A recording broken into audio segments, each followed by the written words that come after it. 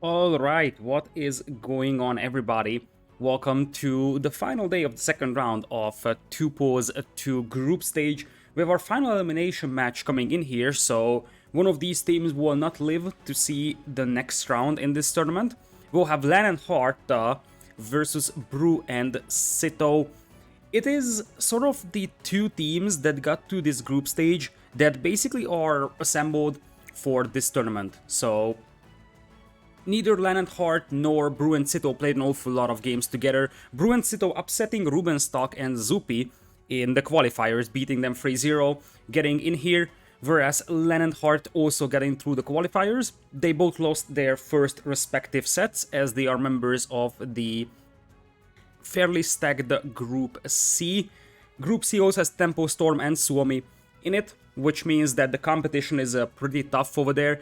Even if one of these teams win over here, it's going to be a tough one to beat either Tempo Storm or Suomi that is able to get to the second place, because one of these teams will play a decider game next Saturday. The other one will be out. Let's take a quick look at today's matchups before we start jumping into the first set. So we will have LaaaaaN+Hearttt versus Bruh+Sitaux Group C elimination match here. The loser is out. And then we have two winners matches, which means that the winners of those will be in the quarterfinals and the losers will go to the decider games. So starting off with Aftermath, MBL Nikov versus Miguel and Dogao.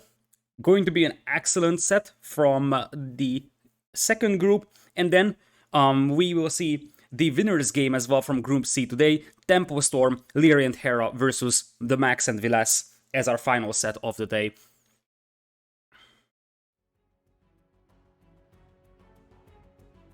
So with that, let's take a look at the draft overall. We will have Coast to Mountain and Forest Pond as the home maps of Bruh+Sitaux. Forest Pond is a map that they were extremely strong on in the qualifiers against Rubenstock and Zupi. Other side, Cape of Storms and Team Acropolis for LaaaaaN+Hearttt. They played Cape of Storms in the previous round, but they failed to win it against Suomi. It was a very, very strong looking Suomi team though, and I would think that if LaaaaaN+Hearttt were able to develop some team synergy, they are going to have the upper hand in this one.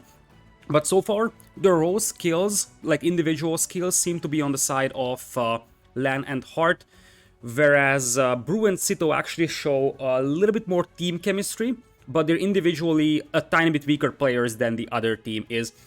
Burgundian's global ban here from Bruh+Sitaux, interestingly, a save that often gets picked in the second pool, but maybe they are afraid that the early Cavalier or early Paladin could be dangerous, or they just don't want to play with Burgundians themselves. Tatars, Ethiopians, Malians, Mongols, Lithuanians, and Franks, Chinese, Persians, Japanese, and Italians will be the first pools of the teams. One thing that really stands out is that LaaaaaN+Hearttt actually stacked up on a lot of first pool hybrid map civilizations. Having Italians, having Japanese, having Persians, all available for them. I love the Chinese pick as well, because that gives them a lot of versatility. Their second pool is a little bit underwhelming. Sicilians is not something that I'm necessarily a fan of for this map pool. Gods could be interesting, so could Teutons be. Burmese Spanish could be good, but I'm not necessarily impressed by that second pool. I think the first pool is better for LaaaaaN+Hearttt, but the second pool seems to be better for Bruh+Sitaux. They have Turks, Koreans, Portuguese, Incas, and Malay available there. Most of their hybrid map civilizations, like Portuguese and Malay, will be in their second pool instead of their first pool. So, with that, today I will be co-casted by Ornlu, and next week we'll have some more co-casters coming in, as I will join up with Ornlu now to take an insight into the draft.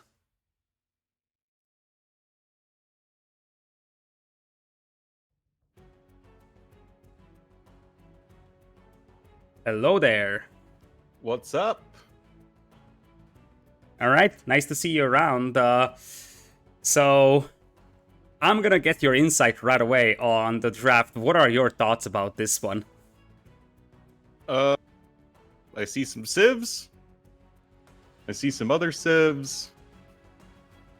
I see some other civs. Yeah, I don't know. Anything jump out at you? I mean, I guess Tatar's is a little interesting, but other than that, it seems pretty normal. Yeah, apparently you didn't have your morning coffee just yet. Nope. Well, yeah, that insight kind of showed that, but yeah, Tars, as you said, is very interesting. The early Malians pick in the first pool is also something that stands out a little bit, because Malians is a very, very good hybrid map civ, but picking it in like the middle of the first pool seems a little bit early for it. Although I'm not necessarily against it, I'm just saying that it's a little bit more unconventional, so to say. I think that the meta is so heavily focused these days on, mid-game, that Malians can be actually a really sick cav civ, because you do have access to those camels, and then that early Imperial Age power spike of having Farimba for your Cavaliers and heavy camels means that the late game that you see in like 3v3s and 4v4s is just a lot less common, so it's not really that big of a deal. Yeah, that is something I can agree with. Also, we have Coast to Mountains, so it could be good for Nomad start. As I said, it's not a bad civilization. It's a little bit surprising that we have it this early, but as you said, I think it can be a completely legitimate civilization as well. So I think it is time to jump into game number 1. This is an elimination match, which means that the loser is out of the tournament. So the winner will have the chance to play in the decider game next week. Who are your favorites in this set, by the way?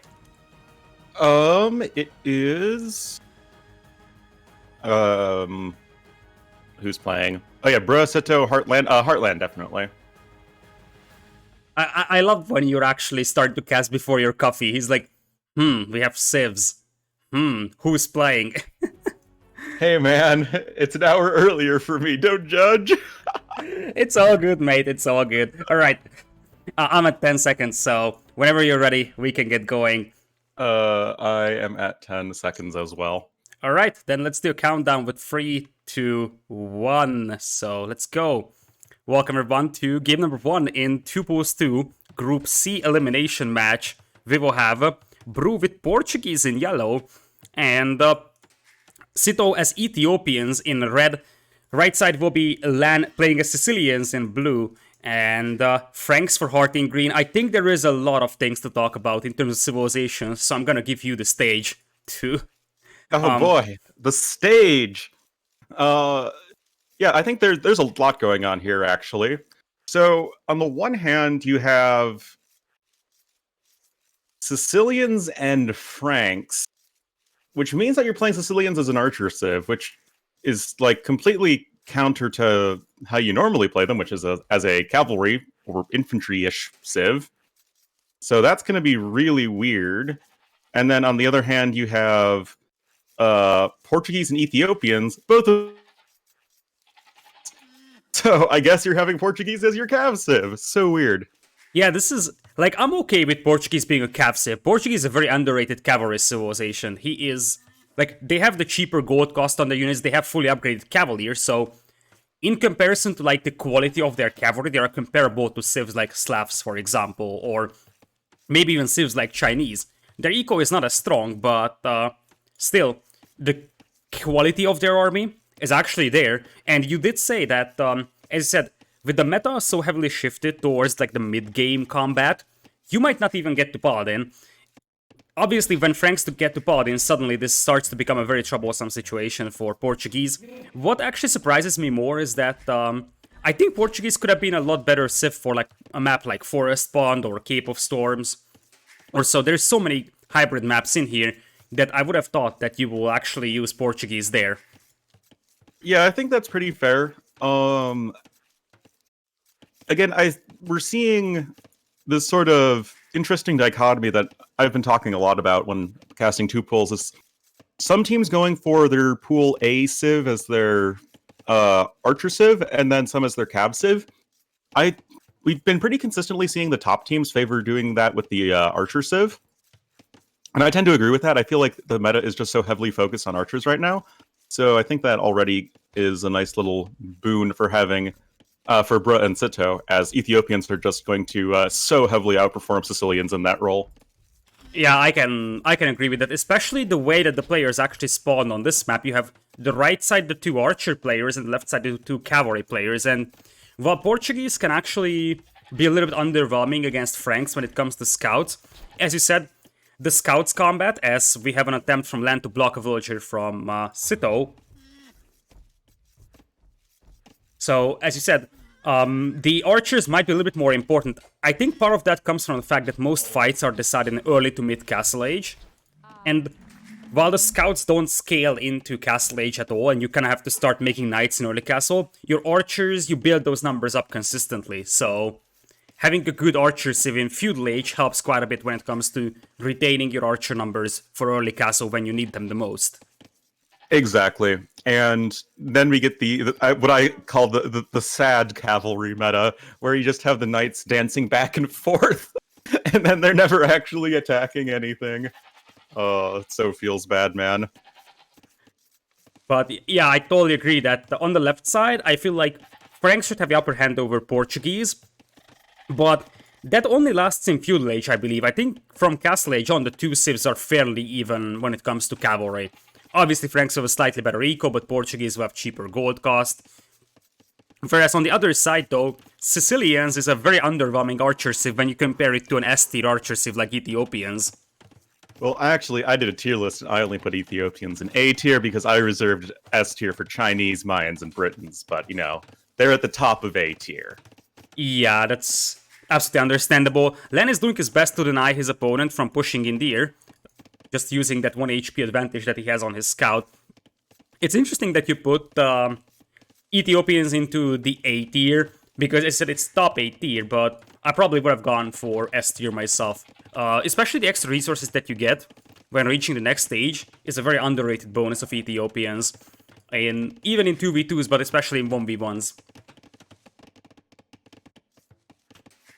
The thing with Ethiopians is just that they don't have the mid-game eco that a civ like Mayans, Chinese, and Britons have. Also, Mayans, Chinese, and Britons all have like top-tier team bonuses, whereas Ethiopians do not.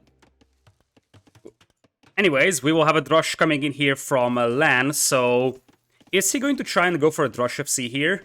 That could be possible because he's got a fairly defendable base, although the back of it is very, very open, so he needs to wall a lot to make it happen. Sito reacts with the walls. Sito only has 2 villagers on berries, I noticed that before, and that's a little bit awkward. Yeah, I mean, you do get the extra food in gold as Ethiopians, but that doesn't mean that you're not going to need a little bit longer-term food income as... Well, actually, it looks like Sito is kind of scrambling a bit. Actually, he went up on 20 pop, I just realized. That's very, very fast for archers. And yeah, he's actually kind of struggling to even get that archery range down. Exactly, and like 20 pop may be doable. Look at that block with the scout, though, from LaaaN. Oh, that's beautiful. That is beautiful from LaaaN. And Sito definitely is in trouble. He will not lose villagers, but that's a lot of idle time on him, and you already said that his eco is, like, absolutely awful. So 20 pop archers may be doable with Ethiopians if you push in deer, but LaaaN just denied that completely. There was 1 deer being pushed in by Sito, and this is also going to mean, as you said, that if you only have 2 villagers on berries, you have to start a farm transition right now for Sito in a moment, which means that his eco is going to be awful. Still, he's actually able to afford double ranges now, so I'm a little bit surprised on... Like, well, you don't need food for that, thankfully. Yeah, that's sure, but as I said, his eco is kind of stretched out, so that's actually a fairly nice build if he's able to pull off this 20 pop double range archer play, especially after some pressure on his eco. Yeah, very much so. That's pretty nice to see that he's able to recover fairly nicely, but archer, no upgrades in just yet. Again, we see the difference where some people go for the 1 range plus blacksmith, Sito going for the double ranges just to get those early archer numbers out. Which do you think is the better, by the way? That's a really good question. I think it comes down a lot to playstyle. If you're having the more defensive playstyle, then the range plus blacksmith. And then if you want to be more aggressive than the double range, and I think you want to be aggressive, and ideally you do want to be aggressive here if you're Sito, so I can get behind the double range right away. Oh boy, Heartt is assembling scouts close to the base of Sito, and Sito did move all his spearmen away with his archers. He had the Spearman out to defend against the scouts, but I don't think that he was expecting scouts to hit his gold mine. Doesn't look like it. Gonna be able to punch away the scouts for the time being. Spearmen arriving just in the nick of time. As Ethiopians, it's always fine to just build up a bunch of spearmen in feudal age, because then there'll be pikemen upon hitting castle age, and that's actually a really nice power spike to accompany your crossbowmen. Yeah, and on the other side, looks like our green player Heart is mostly walled with a little side wall area thing. Yeah, that wall feels very awkward. I think he wanted to wall off the entire right side of his base to the edge of the map, but he didn't have time to do it. And he kind of needs to rely on walls very heavily here, because, as in many other cases when your teammate is Drush FCing, you are basically 1 versus 2. Yeah, we've seen this strategy both work quite well and backfire horribly, as we do have LaaaN up on his way to Castle Age. I do think that LaaaN going for the riskier play is pretty smart here, just because you can't just play straight archers against Ethiopians and Sicilians and expect great things to happen in life. So going for something a bit more offbeat sounds pretty good, but will force this defensive watchtower out from Heart, and that's never a great sign from your cavalry player. Yeah, that's never a great sign indeed. Although I think this is a good tower. This was a much-needed tower. Although I think I would have loved it if it's a little bit closer to the gold mine, because that's the only gold that Heart can take, whereas he at least has other wood lines to move to if he gets forced away from this. And I think that there is a place to the left of that gold mine, somewhere where the archers can range the gold miners, but the tower cannot. With fletching for sure, although that is not in quite yet. Open the gate!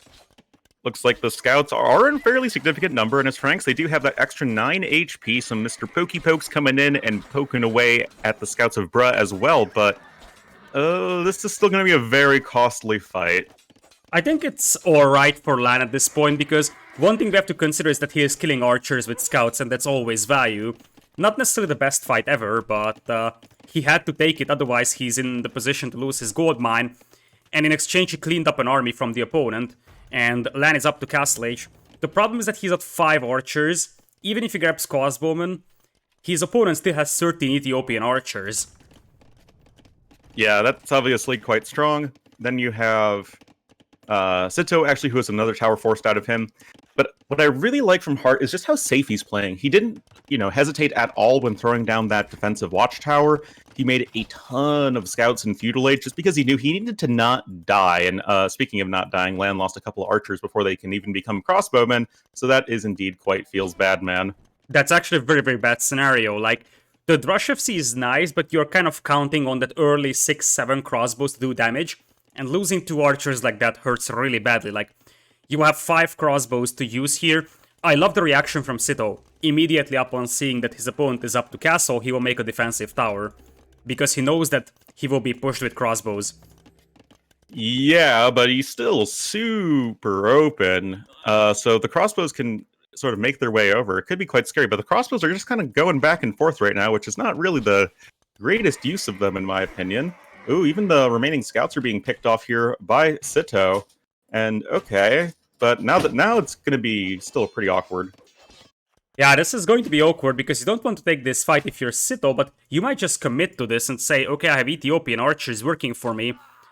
You don't, the main problem here is the range advantage of those crossbows. Because you could take this fight if it was even range, but with the extra range of LaaaN, that's not really possible anymore.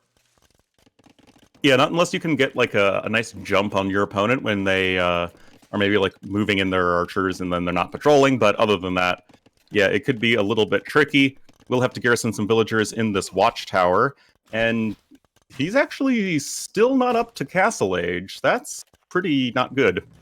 Yeah, we did mention that his eco at the beginning wasn't really great, and archers usually delay your uptime as well quite a bit because they're very expensive as a unit.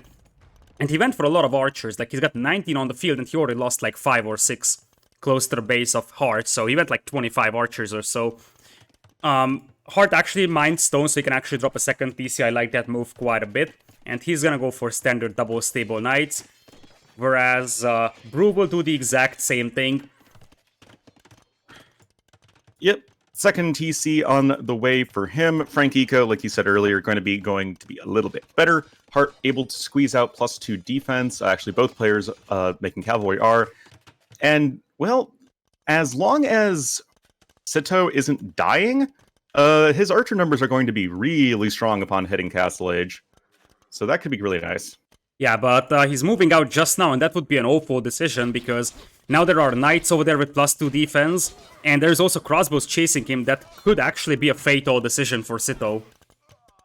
Well, we already see around 5 dead archers, and make that 6, and yeah, that was definitely not the greatest idea. You do not want to be moving out when you only have feudal age archers against Castle Age crossbowmen at that point. A couple knights from Bruh looping around to help out his teammate, but we'll be able to just disengage, but that is making the military count a lot closer than it otherwise could be, and now we still have the pressure coming in. Yeah, I feel like maybe they thought that Heart and LaaaaaN will double Brew, so what Sitaux wanted to do is move up with the archers and get to Brew's base by the time he's Castle Age, but that didn't obviously happen. Well, high ground is going to be in favor of Heart and LaaaaaN, and already another dead villager. Really nice position here with the high ground. And this is going to be really awkward. Yeah, I would like to highlight that somehow there's a dead lion in the middle of the farming eco for Sitaux. I have no idea how that guy got there. I was chasing the knights of Bruh. Another villager gets picked off from Sitaux here. No ballistics for our red player. There is ballistics for LaaaaaN, and he also has +1 defense, just like Sitaux. Yeah, but the micro of Sitaux has been better. He's been doing a great job sniping those crossbowmen. And, yeah, the knights doing their knight thing of just dancing back and forth and not attacking anything. But right now, we finally have Heart pouncing. And, yeah, this is actually a really nice fight here for Bruh and Sitaux. Yeah, and he lost 2 villagers. Sitaux lost 2 vills, but they traded essentially 2 villagers to about 15 crossbows and 5 knights, and that's massive value. Especially as you said, that now is the time where Sicilians will be an absolutely awful civ against the Ethiopians in terms of the quality of those archers. Yeah, we do have extra TCs right now being added in here for LaaaaaN, coming up nice and quick with Sicilians. I mean, their eco is better than Ethiopians, but you need to not die for the foreseeable future, and that's going to be rather difficult, I have to say, as they're behind as Heart and LaaaaaN are in both archers and knight numbers, and as we've been saying, a lot of these games come down to early mid-Castle Age fights. Now it is going to be Heart double-teamed. Heart has a couple of monks out here, so he was expecting to be pushed by knights, but I don't think that he was expecting that many crossbows to show up. Well, did a nice job. Having those monks dive into the town center will save them for the time being, as getting a couple conversions, even at this point, could be really critical to saving. Even healing up all of these injured knights is going to be so nice in terms of just maintaining as much value as possible. However, we will see Bruh climb a little bit ahead in that eco count, as he was faster to add his 3rd TC. And more importantly, right now Heart and LaaaaaN have their armies separated. So now the knights can potentially jump on those crossbows, whereas LaaaaaN and Heart, as I said, both of them are just back at home right now with their armies, so they can't combine forces as things stand. Yep, and Ballistic's going to be coming in here for Sitaux, going to be really important in terms of being able to take those nice engagements with your archers. But, that said, we do have still a bit of a stronger eco here for LaaaaaN and Heart. Both players now on the 3 TCs. Sitau's 2nd TC just not coming in, so they still, I think, do need to get something done, and looks like they're trying to do just that. Exactly, they have to force engagements. This is the situation where the opponent has the better eco, but you are supposed to have a far better army. Well, I would say that is indeed the situation. Oh, that was beautiful from Sitaux. Dived in, sniped the monks. The drawback of this one is that now the opponent's knights are on top of his crossbows, and this could backfire very badly for Bruh and Sitaux. Yeah, I was a little dubious about that. I mean, sniping 3 monks is very nice, but those archer numbers are the single most important thing to maintain, even if a few knights get converted. And then we had LaaaaaN, of course, being able to bring up his own archers from the back, and that is just a beautiful fight here for Heart and LaaaaaN, and that is going to be so critical, as now they have the better army, the better eco, and despite having Sicilians as an archer civ, things are looking pretty nice for them. Exactly, and as you said, soon Bruh and Sitaux will have to force fights because they're slowly falling behind in villager numbers. 10 villagers is not the end of the world, but obviously that's going to keep growing and growing. The army numbers are still pretty close.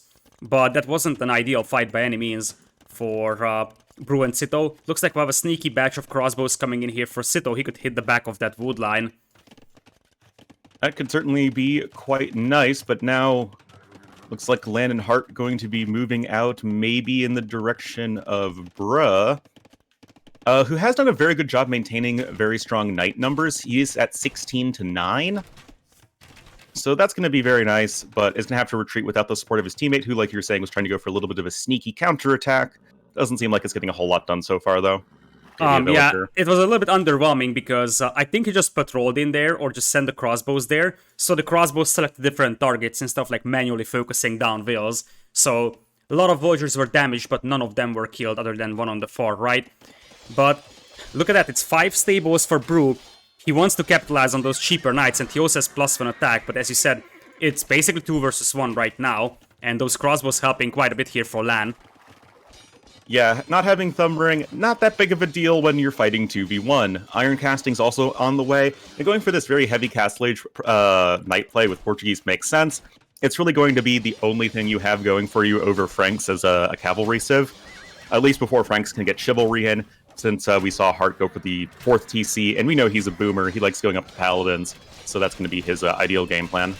Yeah, exactly, as you said, now the clock is ticking really badly for Bruh+Sitaux because they won't have access to Paladin, and things are moving in a direction that we may see Paladin if the game goes a little longer. Look at the Knight Dance, man! Oh, so chivalrous. The beautiful courtship dance of the knights. Exactly. Historical accuracy. Oh, yeah. Oh, that's a nice sandwich, though. I love that Bruh actually messed up a couple of knights inside the stables and jumped out on top of the crossbows, but this may not be enough here, and now it's a 30 villagers lead for LaaaaaN+Hearttt. This could be the game here.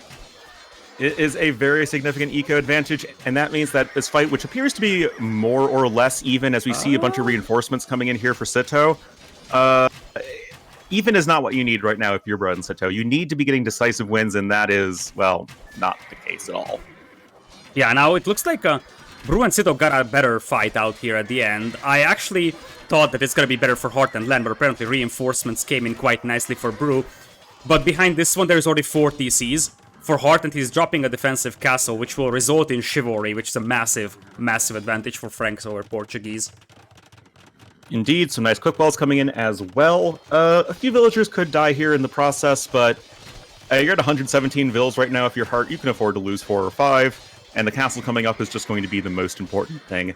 As Imperial Age is actually coming in first for Sitaux. He has the smallest eco, only on 2 TCs, but look at that LaaaN hot on his heels, and his eco is just so much stronger with 21 more vills.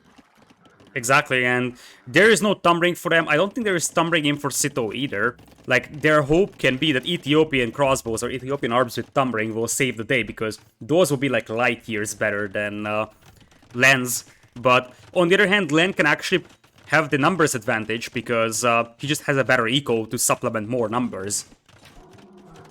Yeah, definitely. And perhaps with Sicilians, oh, you know what you should do with Sicilians as an archer civ? Just make a bunch of donjons and do like a super slow push. I've done that before. It's actually so sick because fully garrison donjons can have 10 extra arrows fire from them. It's so good. I'm actually going to propose an alternative. You just win the video game. What if you go sergeants? Because technically your opponent is gonna have knights and you're gonna have crossbows. Sergeants have insane pierce armor, so crossbows aren't, or arms aren't necessarily amazing as fully upgraded elite sergeants. Yeah, but then you're going 2 melee units against a ranged unit and a melee unit. Wouldn't you rather have a ranged unit and a melee unit? Yeah, I didn't say that it is going to be the perfect solution, but it's definitely something that you can think about. I've never really been that impressed by sergeants. But, I don't know, maybe you've seen them be more successful than I have. And now it looks like Bruh+Sitaux will be splitting their armies once again. And that's actually going to be a nice imp timing as well for Bruh. But as you said, there's a massive eco lead for LaaaaaN+Hearttt now. Yeah, exactly. 20 seconds faster to Imperial Age, not going to be the biggest of deals. I mean, Bruh does have a very nice eco of his own, adding in now that 4th town center. 118 vills is nothing to shake a stick at. But, I mean, Heartt, the mega boomer that he is, just 140 villagers, he can just keep producing cavalry all day long.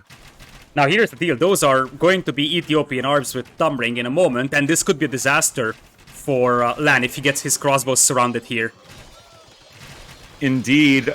Oh boy.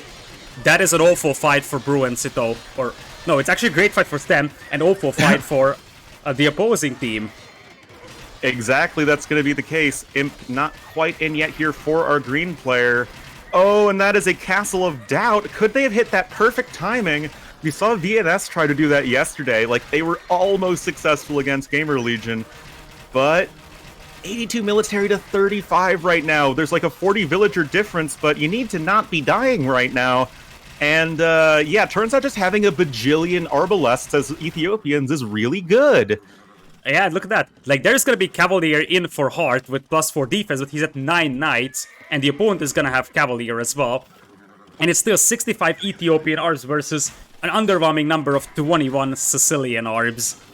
Oh man, yeah, coinage coming in because LaaaN realizes there's not all that much he can do, but that's what I was saying in the very beginning of the game. It's all about just the archer guy just massing a bajillion archers and just patrolling forward. It's just so difficult to deal with. Cavalier running amok in the economy of Heartt. He's already lost probably around 15 villagers, and that number is only going to keep climbing. I don't think he was ever able to grab Chivalry.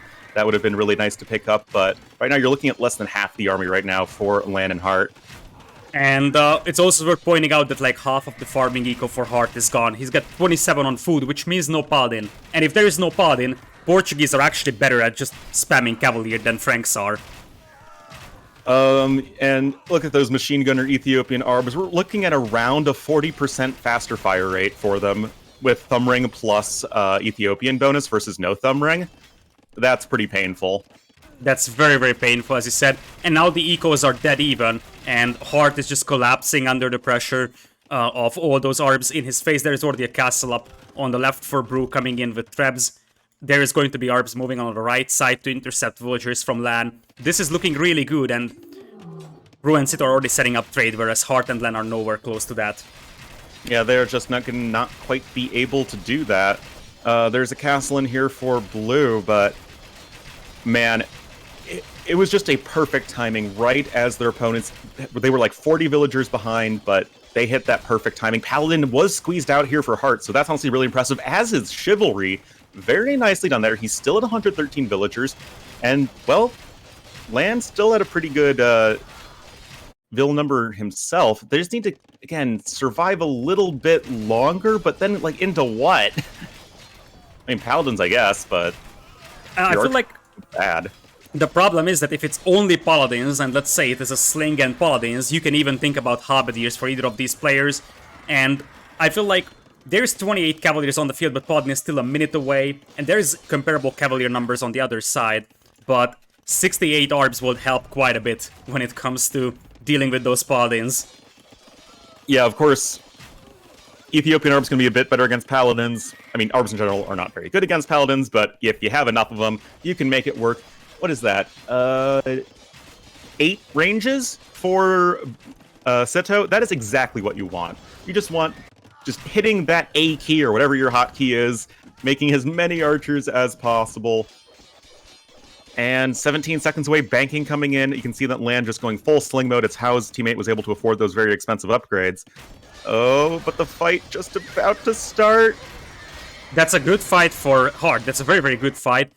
It's worth pointing out that we'll have a siege push coming in towards LaaaN though, and while there are arbs indeed for Heartt, if he leaves his base, he's just gonna get overrun by Cavalier, but if he doesn't leave, his teammate will just get destroyed, and Heartt alone can't afford heavy cavalry. Like, he's got 18 on food, 0 on gold, so he needs Sling here to produce the Paladin.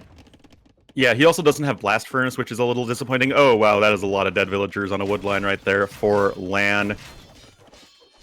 Yeah, this is looking pretty grim. A ton of elite skirmishers around the way, but Sicilians do miss ring archer armor. Turns out that's a pretty important upgrade, so yeah, it's not going to be too exciting. And indeed, here's the switch into Halberdiers from Bruh. He knows exactly that it's going to be now a Sling plus 1 player playing Paladins. But if it's only a sling, then the Ethiopian player will just overrun the opponent with rams, like siege rams already being packed into by Sitaux. Yes, but I do see Paladins fighting Cavalier, even though Blast Furnace is missing. It's still... that's about as good as you're going to get right now if you're Heart. But on the other hand, you have to keep in mind that there is actually trade being set up already for Bruh+Sitaux, even though that trade is not really impressive. Yeah, it's only 6. And none of that for Bruh, but Bruh had the Castle Fire helping him. I feel like at this time it's a fight that you are willing to take, because all you have to do is just make sure that Heart doesn't have a lot of Paladins. There's a GG. And with that, Bruh+Sitaux take game number 1. I think what we saw is exactly what I expected from this set so far. LaaaaaN and Heartt are way better players individually, probably. But when it comes to team synergy, they really show the signs of not having team chemistry together, and that's not necessarily a big surprise. Like, they teamed up for this tournament. They haven't really played a lot of tournaments together before. So I feel like it's two very good individual players, but sort of lacking that team synergy. Whereas Bruh+Sitaux are weaker individually, but their team chemistry seems to be a lot better, coordinating units, and I think the decision-making was also on point for them in this game. Yeah, at that timing they hit where their opponents were just like going up to Imperial Age, and they had all of those Arbalests. It's just like, you saw Sitaux throw down ranges, 4 through 6, and for him to get so many Arbalests, it doesn't matter that he has a bad eco. At that point, Arbs are cheap, and those just completely snowballed the game. I would like to highlight that while indeed LaaaaaN and Heartt had the better eco, it is worth pointing out that the Bruh actually went up to 70k combined resources in comparison to LaaaaaN and Heartt both being at like 53, 54. Obviously, late game because of the raids, that's a little bit biased, but Bruh at least had comparable eco to LaaaaaN and Heartt. It was Sitaux who had a weaker eco, but as you said, because of that he could go into Imp faster and grab that power spike with Ethiopians instead. Exactly. That was actually very impressive to see from Bruh+Sitaux, who are players that I never really saw play together, but they're clearly showing that they are, quite nice in the synergy department. No, I don't think they actually played together at all in any tournaments. And like, they already 3-0'd Rubenstock and Zupi. That's already an achievement, I would say, in the qualifiers. Mm-hmm. They even took a game away from Tempo Storm in the previous set that they played. They lost 3-1, but they actually won one game against Tempo, and I mean... but remember that game. Remember that game. A win is a win. That's true, that's true. And it seems like Forest Pond is the bane of top teams. That's why Bruh+Sitaux actually chose that as their home map. They just love to play that. But yeah, I think whatever map you play, if you can win one game against Tempo Storm, you can say that you have something good going for you. Because, let's be honest, 99% of the AoE2 community would never win a game against Tempo on any map. So, if... Oh, come on, Lita, we can take them. We can take them. Sure. You just have to use the power of friendship. Alright, so we'll go to one of the home maps for LaaaaaN and Heartt. Cape of Storms or Team Acropolis will be coming in for them. They played Cape of Storms versus Suomi, and that was a very, very sad game for LaaaaaN. That's the game where Viles went full Rubenstock and he, lamed away all the Huntables, killed 2 boars, killed all the Huntables, then LaaaaaN lost, 2 villagers to a boar. That was a disaster to watch. So... Oh, feels bad, man. It looks like they will go Team Acro first. Indeed, they will be going to Team Acro. And I am at 10 seconds whenever you are ready. Sure. Give me a moment. I am at 15, so... I can catch up to that. Alrighty. Alright, so let's go 3, 2, 1, and welcome to Team Acropolis, a map that was delivering so good games in 2v2 World Cup that we decided to include it in the map pool. I myself hate to play Team Acropolis. So, really? Yeah, I generally hate Acro. Not because it's I don't a bad like map. it for 1v1s. I like it a lot. I like playing it a lot in team games. That's actually very funny. I feel like Acropolis and Team Acropolis are completely legitimate tournament maps, but I hate playing them because I can't wall up my base properly and I just die to scouts all the time. But it's... Oh, clearly you just need to be a better waller, man. Yeah. Learn from MBL. So, I don't like to play it, but it has very, very good competitive legitimacy, and that was shown by 2v2 World Cup. So, beautiful lumber camp spot, by the way, for Bruh coming in on the left side for him. That's exactly what you're looking for. Nicely sandwiched in between two wood lines. Sitaux could get something like that as well on the right. So Bruh and Sitaux will be playing as Tatars and Incas. An interesting combo of civilizations, but once again, I feel like it's somewhat similar to the previous game. They had a sort of top tier archer civ and an okay-ish cavalry civ, and we see once again two very balanced civs. It's not like they pick one amazing civ and one awful, like let's say Heart and LaaaN did in the previous game, so one amazing cavalry civ and then a very underwhelming archer civ. They try to balance... Let's be honest, there are only two underwhelming civs in this entire game right now, and those are the two new civs. Honestly, Burgundians was the global ban in here, so... Well, people just don't want to play. They don't want to have to deal with Burgundians, it seems. Or Sicilians. Depends on the team. Do you know what the interesting thing is? It is Bruh and Sitaux banning Burgundians, and I can tell you that maybe if they don't ban it, it would have been hard banning it. I have been lurking on Heart streams in the evenings most of the time, and Heart always goes random, saves in 1v1s, and there were days when he got Burgundians like 3 times. And he uninstall the DLC for a little bit so he couldn't get it? Yeah, I think he uninstalled the DLC for some time, so he couldn't get Burgundians for some time. But I think he's back at it. But Heart's a funny guy. Yeah, Heart is an amazing personality, by the way. He's like, he was playing against Kasvad the other day, and he actually picked Cumans. Or not picked Cumans, he actually got Cumans as a random civilization, and he was like, he lost, and he was so angry about how bad Cumans are, and he hates to play them in 1v1. Next game, rematch, and Kasva gets Cumans, Kasva loses, Kasva types into chat, it's like, I hate this civ, and Heart is like, you're not the only one. Yeah, exactly. Oh, man. Feels bad, man. That actually happened to me not too long ago on Arena. It was like Teutons versus Mongols, where it's like I played the same guy twice, and we actually just random inverted civs. And like the Mongol player won both times just because Teutons can't deal with Mangudai that well unless they get like amazing SO hits. And it's like, oh, I hate this matchup. Oh, I hate this matchup. So, I am a little bit scared about the fact that Bruh is keeping 2 villagers on wood, and he's probably getting Loom at 18 vills, because that to me is a vill rush. Well, I think it's right. It's the vill rush civ. It doesn't do anything else, right? Like I've said, their tech tree consists of villagers and a blacksmith, and then maybe some eagle warriors. And very, very good crossbows and orbs. They're your budget Mayans. Nope, just villagers. They actually have, only like 8 things in their tech tree. It's really quite sad. And there's Bruh learning from the Ornlu playbook, running into the town center. Well, that's one way to lose the scout over there. The more interesting thing is that it's very hard to run into the TC fire of the opponent on this map, because you know exactly where your opponent's TCs will be. It's always on the hill or so, whereas on Arabia they can sometimes spawn at like funky positions. Yep, and also, you have an Eagle Warrior. You have more line of sight.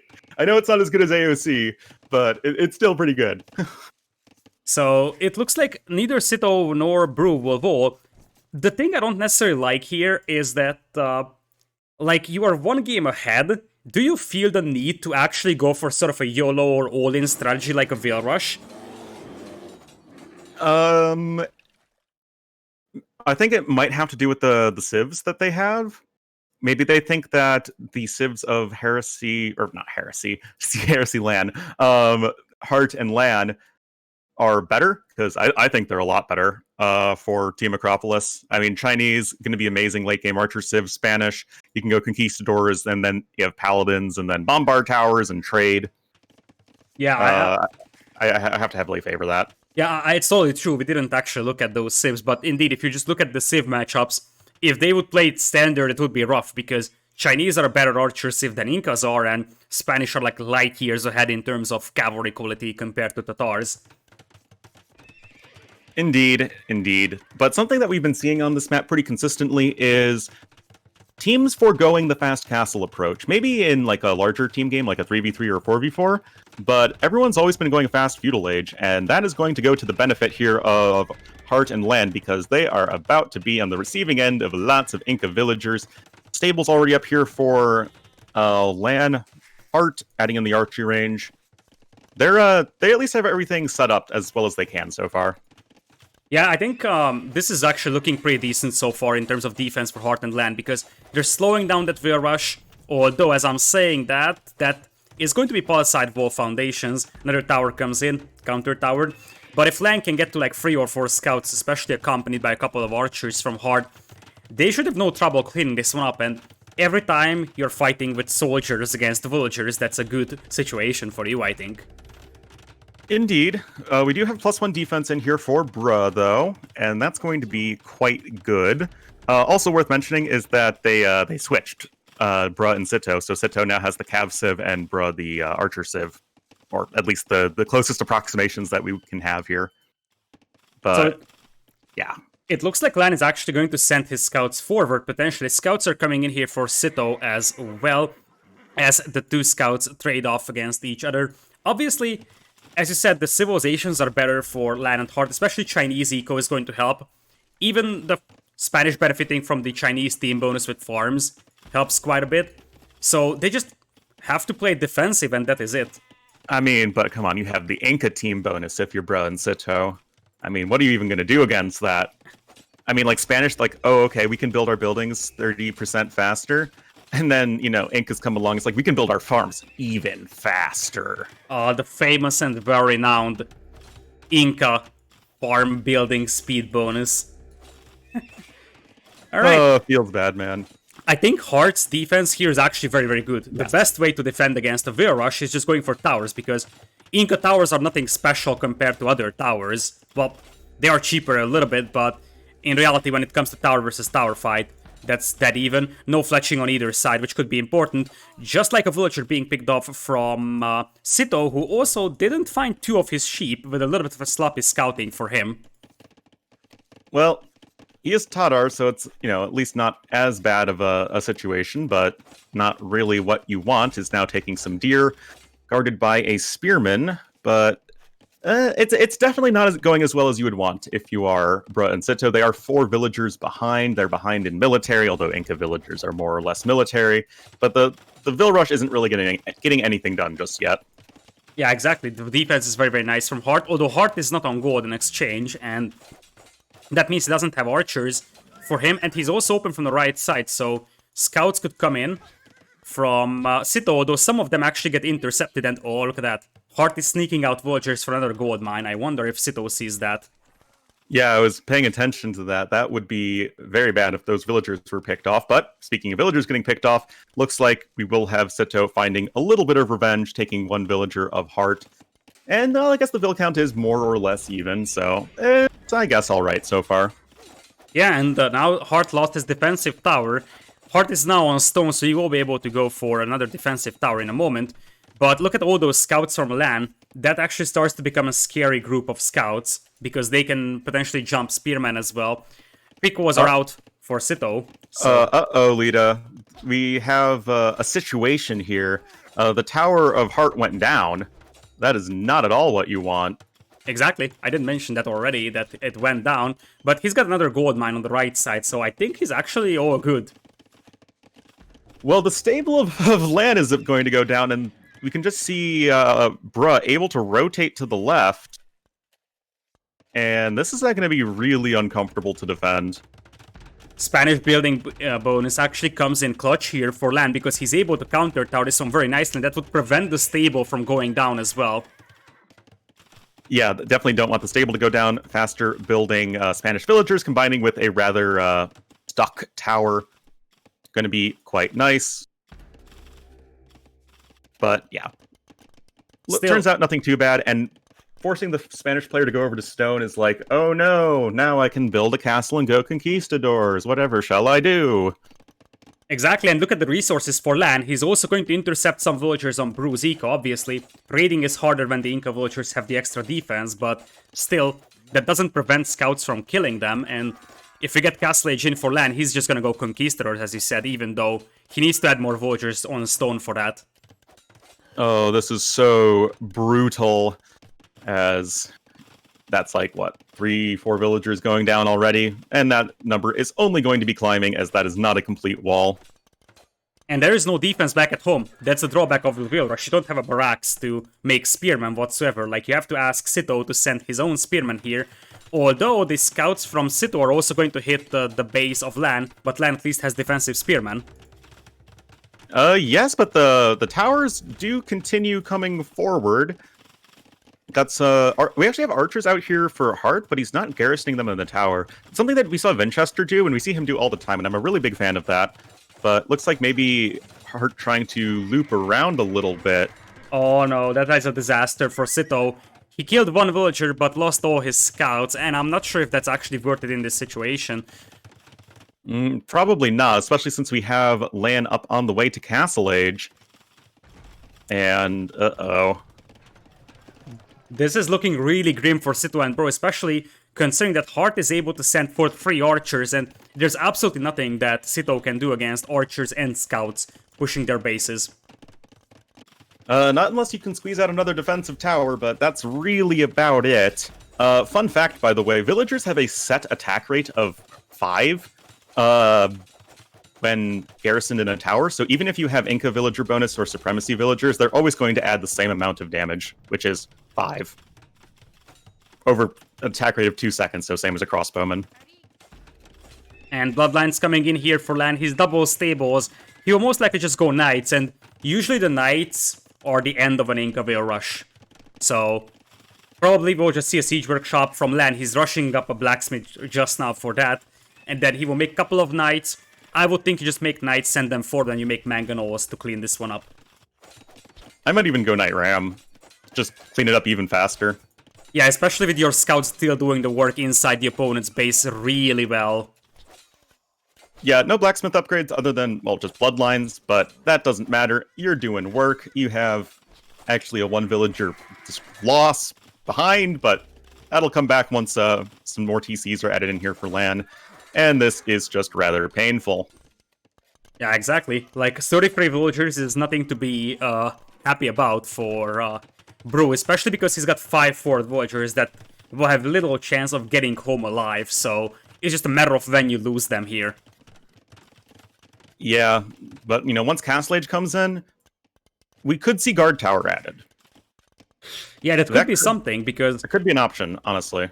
4 guard towers in the face of your opponent can be pretty annoying, denying some farming space, and as long as the villagers are around, they can just bash down rams. So, as you said, you either need, like, at least 5-6 knights and rams, or mangonels against the watchtowers, but guard towers will not actually be taken down by those, and I feel like LaaaN is underestimating the power of that tower rush a little bit here. He apparently is just trying to focus on pushing the opponent here. But most of their gold is around, so they will need to clean this up at some point. Indeed, and, well, 5-6 villagers even, that's enough to drop a forward castle. It's not that bad. What's the resource looking like? Okay, 350 stone for Bruh. Not enough for a castle. Oh, the forward university, man! Look at the that! university rush! Oh, this is what happens when you go full Orin Lu. You just love the university so much, you just build it in your opponent's face.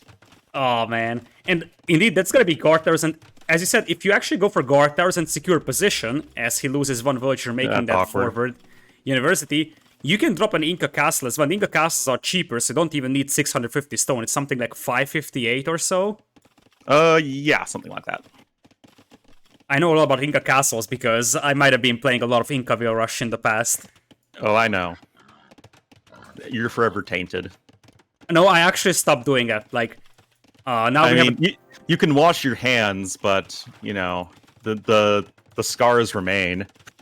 No, I actually decided to stop that because I felt it was evil, and it decided to instead ban Arabia, favorite arena, and go for Aztec Siege Tower Eagles.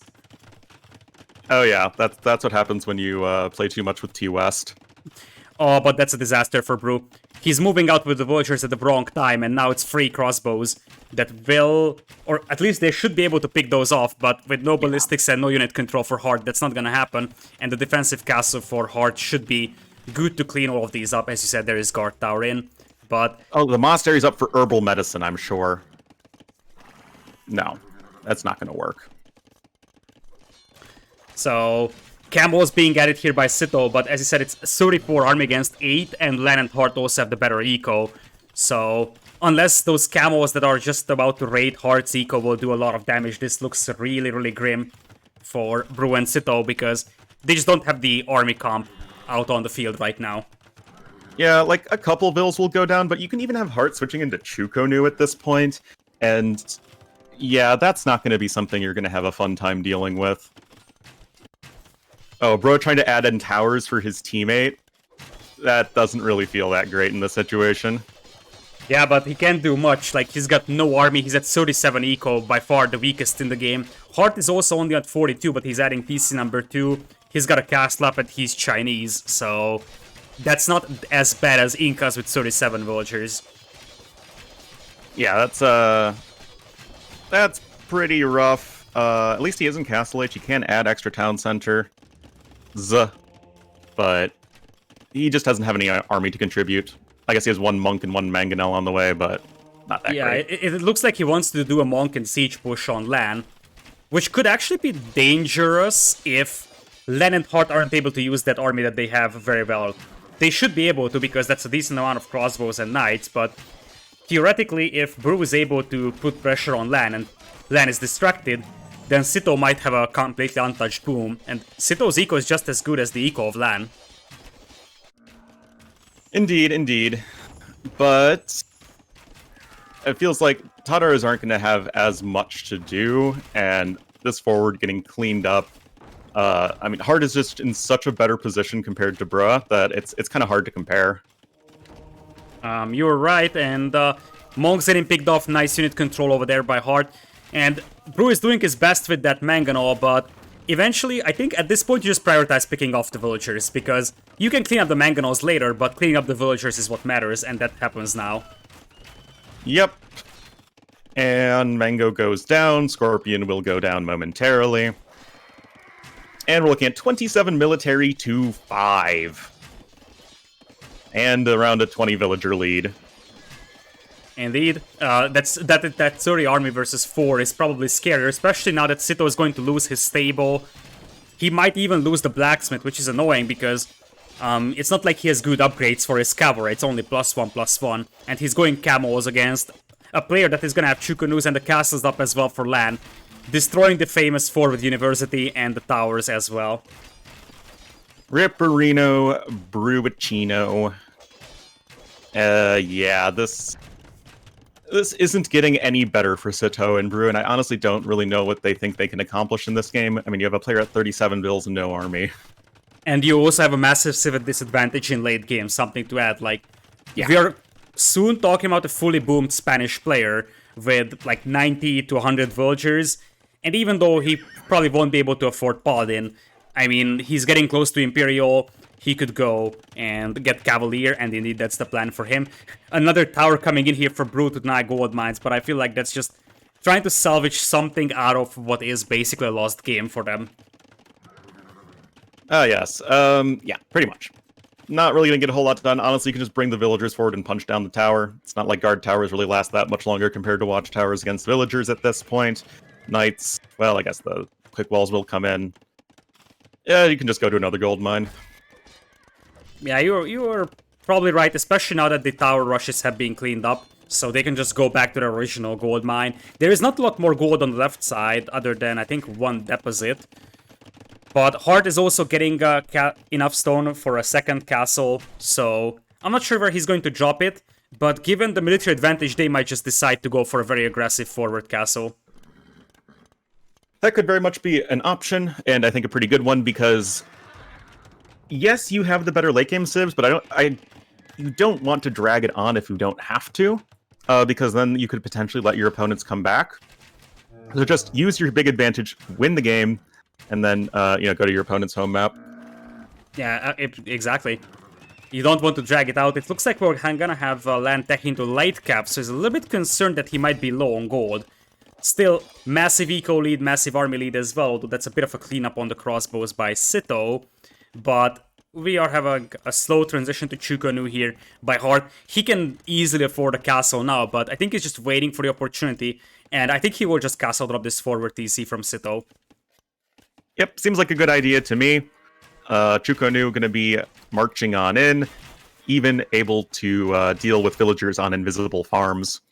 Okay, so the farms are invisible for everybody. That's what I wanted to ask, because, like... Well, it's not, like, okay, the farm that just died, it wasn't completely invisible. It was, like, 80% invisible, with, like, a little sliver on the right side visible. Yeah, but that seems to be a consistent bug then, so it's not just for me. And now the knights are unleashed on the left side, and... I mean, you will lose a couple of knights here to the guard towers, because they do mean business, but... That's too many knights, and with Imperial coming in here for LaaaN, Sitaux and Bruh call it. And LaaaN+Hearttt winning their first game, I believe, in the main event of 2 pools. Yay! But they looked quite strong in doing it. Both LaaaN and Heart did, I think, a very good job of reacting to the Inca villager rush. Never something that's going to feel... You're never going to feel comfortable dealing with that, and they did a very good job of it. And then just, took it from there and won the game. Yeah, I feel like this time their team chemistry was a lot better. So I think their communication was on point. Their coordination with the armies was nice. They reacted very nice to the reveal rush, as you said. And if you think back to the previous game, they also played very well in that one. It was just a matter of absolutely amazing timing from Bruh and Sitaux to potentially swing the game back into their hands, but that could have been a game as well for LaaaN+Hearttt, and if they continue to play like they did in this game, then, well, they have a good shot at surviving this round. So, Inca rush not working over here, but now we will go to the home map of Bruh and Sitaux. They have Coast to Mountain and Forest Pond available. I would think, I'm actually curious about your opinion on this, but I think Forest Pond is their stronger home map. If you're Bruh and Sitaux, are you going for your stronger or your weaker home map right now? So are you gonna say, okay, if we drag it out to game number 5, I want my stronger home map to be the decider game? Or are you saying, okay, I want to have the best chance possible to make it a 2-1 and just hope that I don't have to play my weaker home map? I think that all comes down to what the players themselves prefer. Like, personally, I would go for my stronger home map first. But, I mean, other people can have different opinions on it. There's no, like, one correct way of going about things. Alright, I'm paused at 10 seconds. We're going for their potentially weaker home map, which is Coast to Mountain, a nomad start. And we did discuss Malians being used here. Here we go. Are you ready?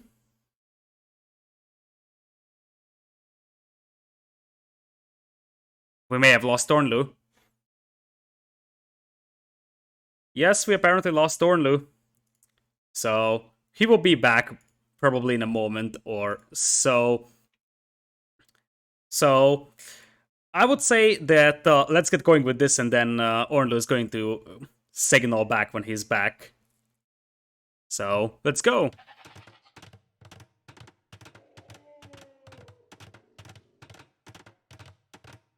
Oh, Ornlu's around. So, apparently we just can't hear Ornlu.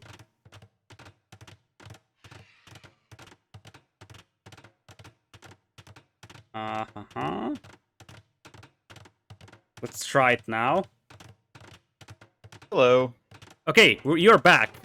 Apparently Yep. Discord server issues are there. I'm at 1 minute exactly, so if you may catch up, I would appreciate that. I'm at 1 minute and 2 seconds. Alright, let's do 3, 2, 1, and go. So, welcome back to... I may have not realized I muted myself. You know you're my favorite co-caster, right? Oh, yeah. A totally professional co-caster in the AoE scene. You know, I'm the people's caster. I show that, casters they're humans too, right? Absolutely. All right. Nice to have you back. So, we are gonna go with LaaaaaN's Sitaux in red, and we were gonna have Malay for Brew in yellow. Other side is going to be a lot more interesting. Civs Japanese for LaaaN in blue is great, but Burmese for Heart in green I think is a little bit underwhelming. And I once again feel very similar to the first Arabia game. I just feel like the Civs are slightly better for Bruh+Sitaux. Like, I would say Japanese and Malay are fairly comparable in terms of quality on this map, but I would massively prefer Malians over Burmese, unless Burmese get to the ultimate death blob of like 30-40 around by. Yeah, that's definitely something to consider. But Burmese aren't bad by any means, and if you're paired up with Japanese, Japanese, they're going to do a very good job fighting for water, and they're one of the biggest beneficiaries of winning water. Just because of those fish, the fish boom is just insane with them. Burmese, I mean, you can go knights and monks and do that stuff pretty well, but so can Malians, and Malians can drop the dock right away, and we already see that. Fishing ship out here for our red player, really, really nice for him. Actually, 2 ships out here for LaaaN. That's a really nice start for him. That's actually a very, very nice start indeed with Japanese, especially considering that you have to make basically no additional buildings, no houses needed because you start with a couple of huts. You don't need to make like lumber camps whatsoever, so you can actually drop that dock very, very fast here. I think the biggest deal with Japanese is that it's much easier to keep your fishing eco alive than it is for the opponent, so you don't have to worry about that much, like, let's say, falling behind in Fargali numbers for 20 seconds. Because your opponent will not be able to kill all your fishing eco in 20 seconds, whereas for other civilizations, that's not really the case. Exactly. Japanese fishing ships are absolute tanks. They have as much HP as a galley. that says a lot. Yeah, they feel a little bit too strong when it comes to just overall HP, and I think that LaaaaaN+Hearttt got the start a lot better here. Although if I would have to criticize something, Heart's dock placement might not be the best. Like, that villager has to walk so much to that shorefish, and I don't think that that dock placement actually benefits him from the perspective of being closer to deep fish either. Not really. You could say it's a bit of a mistake. He might have just wanted to get the dock up as soon as possible without having to find those box turtles. But yeah, not the greatest for sure. Already 4 fishing ships out from Bruh. Quite nice for him as well. But Feudal Age coming in, very similar time for both Heart and LaaaN. They are going to be up fastest, almost like we see Yellow clicking up like right about now. But still, going to be a very nice start here for Heart and LaaaN. Exactly. Malay will probably beat LaaaN+Hearttt into Feudal Age with that faster age up, but not by a massive margin, probably like 5, 10, 15 seconds, especially if Brew is actually dropping off food. That's a lot of TC idle time for him. Still, as expected, he's gonna have like a 2 or 3 seconds advantage into Castle, or to Feudal, and he's going to be fighting for water. Same will be the case for land, so it looks like we'll have 2 players on land and 2 players on water. It is 2 pools. Although there's only 1 pool. At least there's 2 players per pool, right? Yeah, indeed. This map only has 1 pool. Kawasan has 4 pools. There is no map that actually has 2 pools on it. Oh, the anti-synergy, man. Speaking of maps, you know the upcoming 3v3 tournament? World Desert Championship? Yes, I know.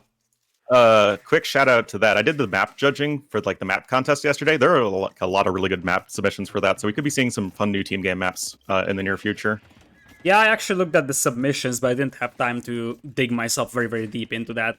I think map making contests can be a very, very fun thing, because there's a lot of talented map makers who don't usually publish their works very, very, like, to a huge audience, so to say.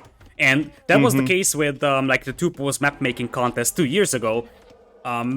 Cape of Storms became such a good map that we're still using it in all of my tournaments, and the players love it Not as well. just your tournaments, like in other tournaments as well. It's a good map. I don't know how many tournaments used Cape of Storms, but I have to say that... I played it in a tournament. I don't remember what tournament, but I remember having some set strategy with T-West on it that failed horribly. Yeah, and players love it as well. Coast to Mountain also kind of resurged in this tournament. I think the last time we saw Coast to Mountain, as we will have a very, very close ship battle over here for LaaaN and Bruh, I feel like he needs to escort his fishing ships to the back dock because this is a little too close for comfort.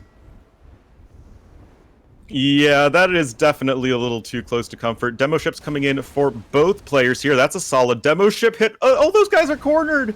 Oh, that was awful. It could have been worse if the repair villager gets picked off, but right now LaaaN is just dominating water. And the thing is that LaaaN is one of the most inconsistent pro players, but when he plays his best, he's playing like at a top 10, top 12 level. The problem is that he often massively underperforms compared to that, but this game so far, his water unit control and overall gameplay was extremely good. Yeah, LaaaN at his peak is, I think, easily a top 10 player, actually. I remember seeing games from him that were just, like, mind-bogglingly good. But, yeah, very much inconsistent. Kind of similar to Valessa in terms of, like, they were kind of hovering around the top 10 for a while. It's just Valessa's a lot more consistent than LaaaN. Though I think LaaaN probably has maybe some higher peaks. But, yeah, it's nice to see him play well. Yeah, one thing to consider, as we still have a fairly even water fight over here now, LaaaN will be forced to repair a lot of ships because many of his ships are very weak, and suddenly Bruh is taking over in there. But an important piece, Heartt sends forward one scout and he kills the repair villager of Bruh, which is extremely important here, or at least one of the repair villagers. Yeah, there actually were two, which is quite nice for him, but still, water numbers are pretty even. I think nobody has really lost any of their fishing ships yet. So really everyone just kind of functional in that sense. Actually, Sitaux is only taking from one box turtle that's about to run out. He doesn't even have very good fishing left at all. Same for Actually, Heartt, neither though. does. Yeah, neither does Heartt. Both of those sort of pocket-ish players on the water are actually having a pretty inefficient fishing right now. Oh, this could be a big demo hit. It also could not be a big demo hit. Yeah, nice Those are the splits two from options. It was a very nice split from Bruh. And he's actually doing an excellent job saving his low HP fire galleys, even though he might lose one. But yeah, now Bruh's unit control on water actually feels very, very good as well. And he's slowly taking over. It's actually very interesting to see how he rebounded on water. Because both players are free dogs, but apparently LaaaN has a bit of a trouble producing on all three of those. Yeah, I mean, part of that's just going to come down to eco-efficiency, and the Malay are going to... I was going to say Malay are going to be ahead of Japanese, but of course, somehow LaaaN is 4 villagers ahead. Maybe there was, like, some idle TC time. That could be a huge demo ship hit. Never mind. I lied. I don't think that you want to land a hit with demo on Japanese fishing ships, because you won't in kill general, them. no, but if you're getting 4, like, right there, and you have your fire ships spawning right next to them, I think you can totally go for that.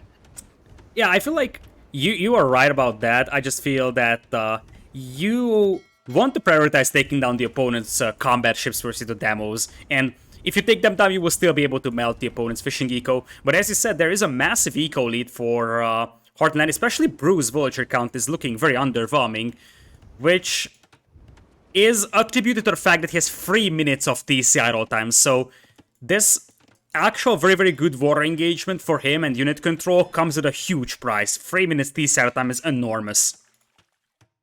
Yeah, that's not exactly ideal. Also, a big scuffle on land that seems to be decisively won by Heartt. So that's definitely quite nice for him. And he will actually be even a little bit faster up to Castle Age compared to Sitaux, and is even 3 villagers ahead. So it's just, as we've been saying before, the individual level of play definitely a little bit higher here for Heartt and LaaaN. And this is a map where individual play could be sort of factor, because we're seeing a water 1v1 between Bruh and LaaaN, where LaaaN is supposed to be the player that's favored, and we're seeing a land-based 1v1 where Heartt is supposed to be favored over Sitaux. Ooh. Those are some really smexy splits on those fire galleys by Bruh, but unfortunately, just not having the numbers behind it means that when you split your fire galleys, then you just kind of, well, they all get destroyed one by your opponent. Oh, but that, okay, that's a lot of boom. That's a lot of boom. Yeah, I feel like this is the point where it starts to become like, okay, we're close to each other and we'll just start trading ships, because neither of the players actually bothered splitting away from those demos over there. It's worth pointing out that both players still are able to keep their fishing eco alive, which is quite important at this stage. But, as you said, that's a massive eco lead for Heart and LaaaN, and Bruce T shadow time 3 minutes 30 seconds is like almost what, 8-9 villagers of time. Yeah, maybe even close to 10. It's a lot. It's a lot. Still, Brew is not giving up, and if they can actually take back water, then they will have the power of the fishing eco, whereas their opponent won't. So I feel like they have to kind of build on that, and the problem for Brew is that he's very, very far away from Castle Age. Yeah, that is very much not ideal. LaaaN himself isn't... Actually, LaaaN's probably going to be slow up to Castle Age because of the melee uptime bonus. So that could be another timing to take advantage of, and something that Bruh has been very diligent about is just repairing all of his injured fire galleys. So it's allowing him to, I think, take these sort of fractional advantages in the water fights. Yeah, you're right, and the opponent is also in Feudal Age here, so as long as both players are in Feudal, this is completely winnable for our yellow player. In fact, he's getting closer to Castle Age, and he's going to get up to Castle Age faster as well with the melee, and the power spike of faster war galleys, or well, fire ships in that case, could be enough. Nice splits there from LaaaN. That was a beautiful reaction from our blue player. Well, the fire galley numbers are still quite high. That's a really underwhelming demo ship hit. Oh, this could be big. Big if true. It is true, and it's big. And, like, things will just swing right back in favor there of LaaaN.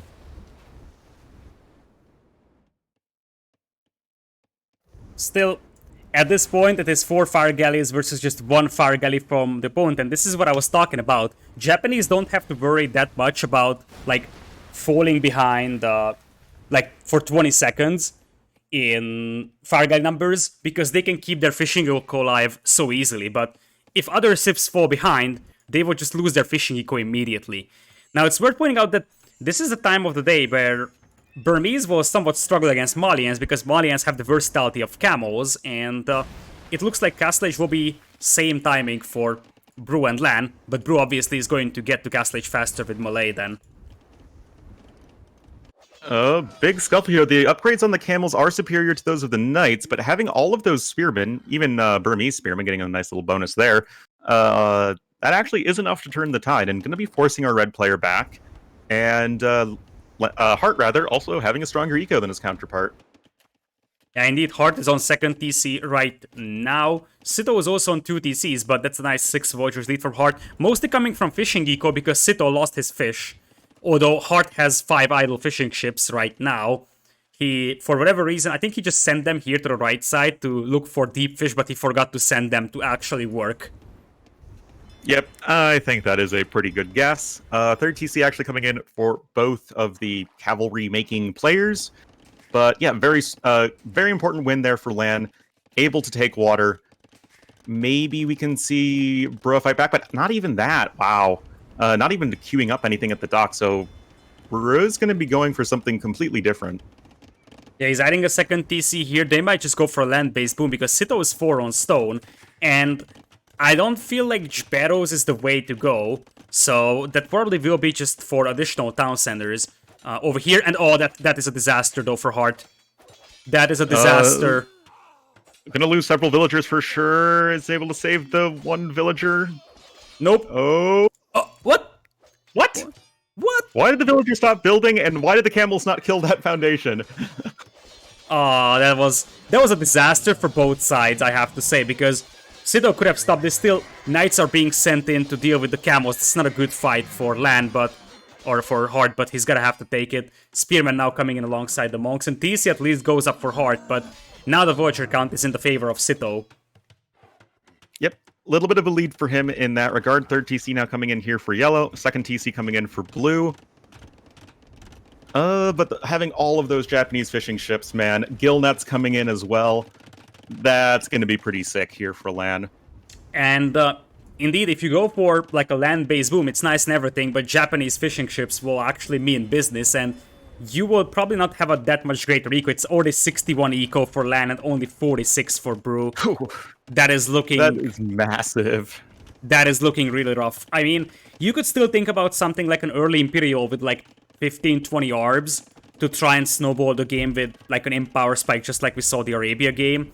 But you gotta think about that fast, because if you let the Japanese fish boom, they will have the same imp time, but with like 30 more eco. Exactly. I guess as far as army compositions go, are we just going to be seeing archers and cavalry?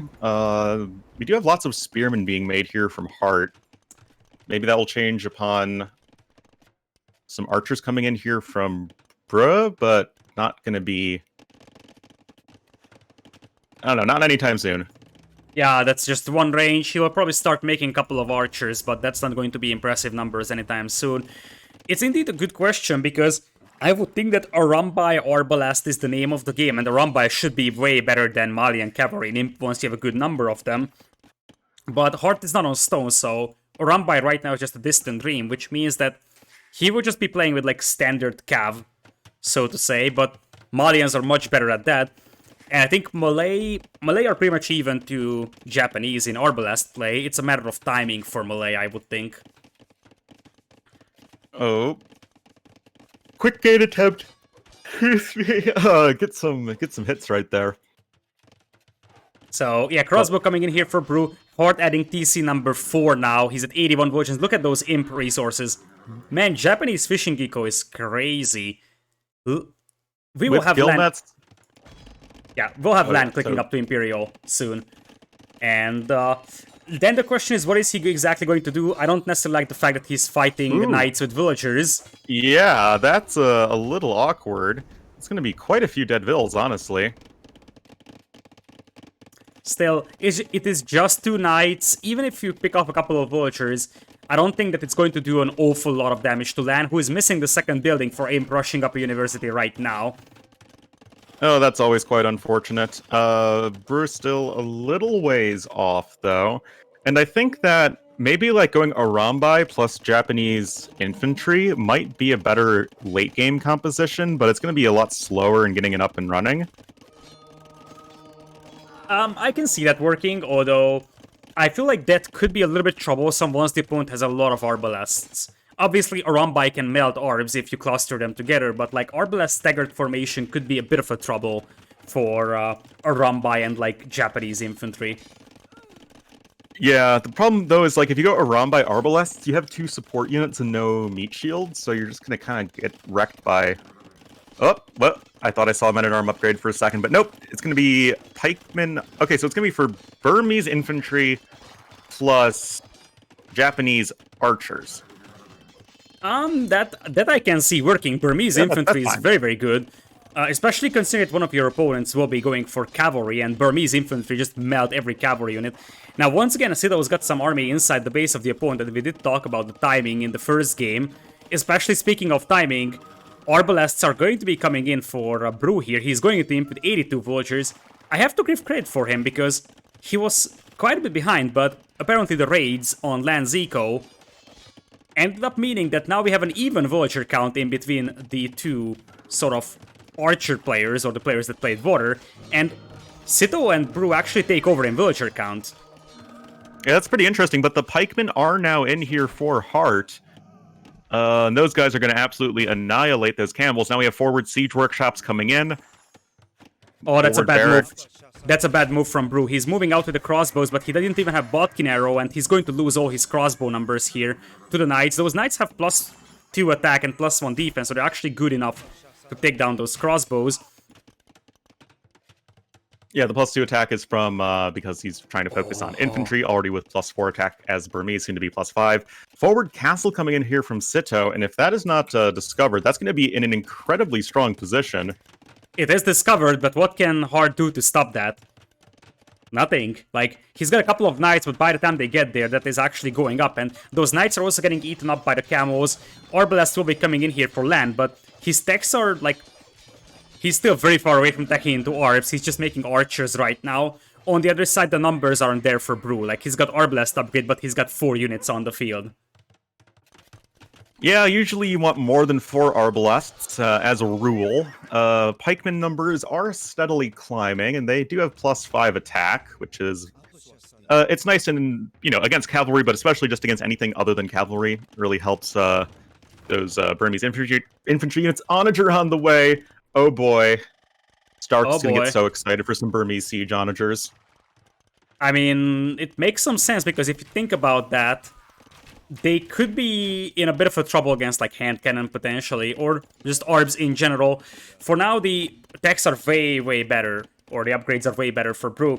But on the other hand, we don't have the numbers in here for him. Cavalier coming in for Sitaux, and as you said, with that castle up, he can actually tech into Farimba immediately.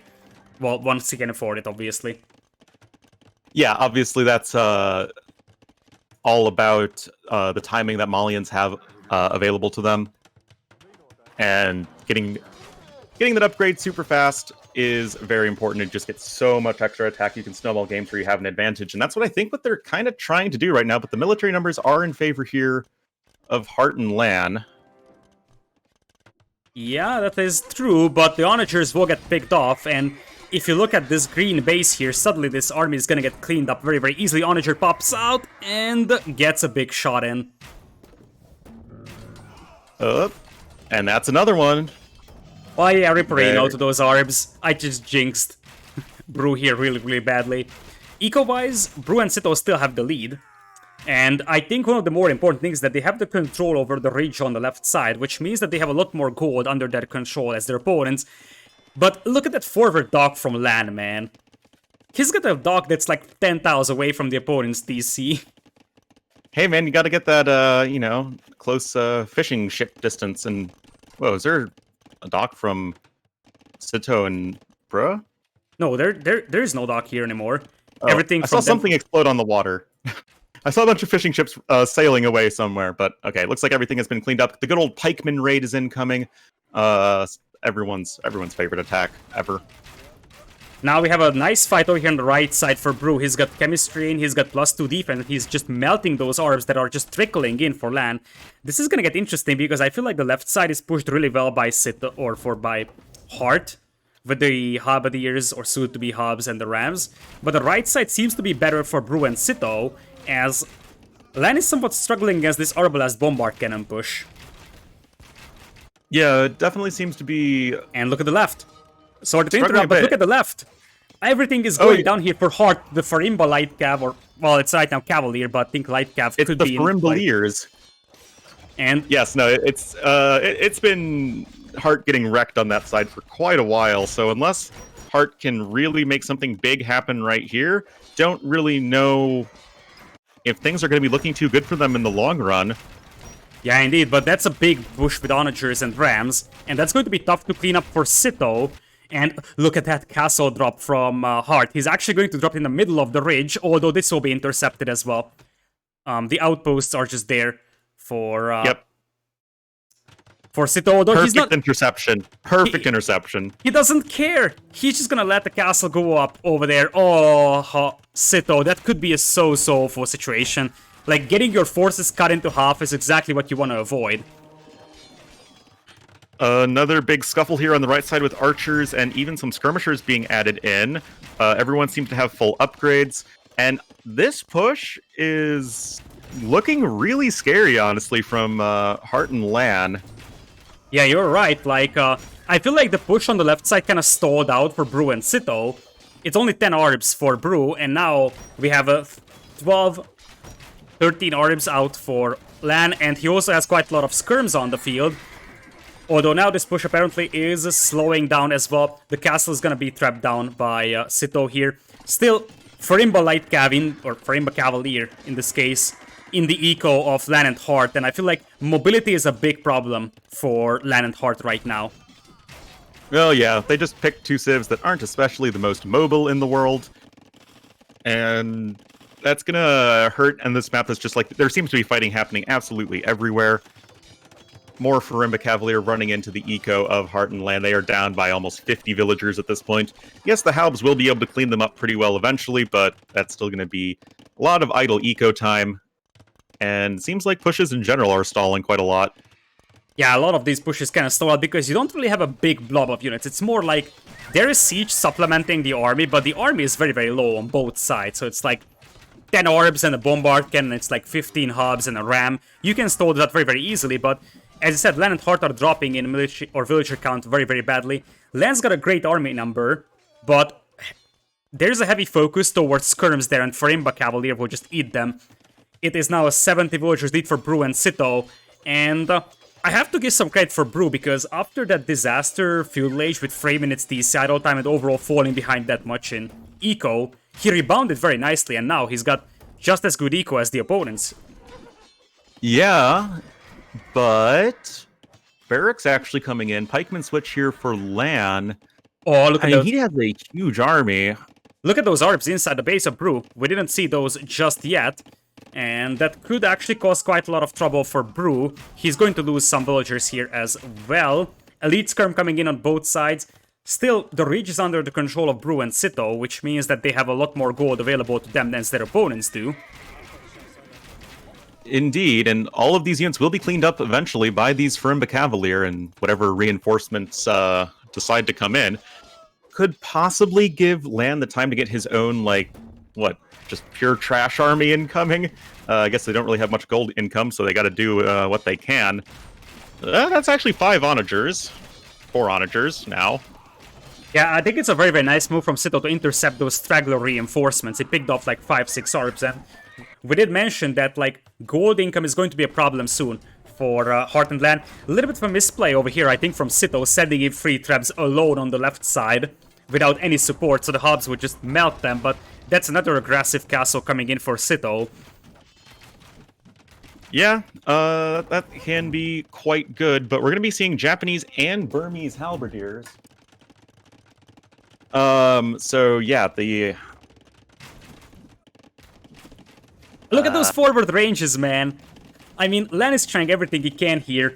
The entire shoreline is full of archer ranges from LaaaN. Oh man, that looks just crazy. He's got like 5 ranges right next to the opponent's base. That's where the arbalests and the skirms are coming from. Indeed, but it feels like Seto's been losing a lot of Cavalier for quite a while. He has 160 villagers. That's definitely way too many. And seems like the trades are probably a little bit more efficient here for Heart and LaaaN, even if their economy is weaker. Yeah, gotta love that LaaaN actually misclicked one of the Cavaliers on the right side from Sitaux to an elephant, so the elephant joined the fun as well and killed the skirmisher. Oh, that's funny. That's funny. Feels bad, man. So yeah, you're absolutely right that you kind of have to babysit your army if you're Bruh. Be careful against the onagers, otherwise you will just lose all your army like that.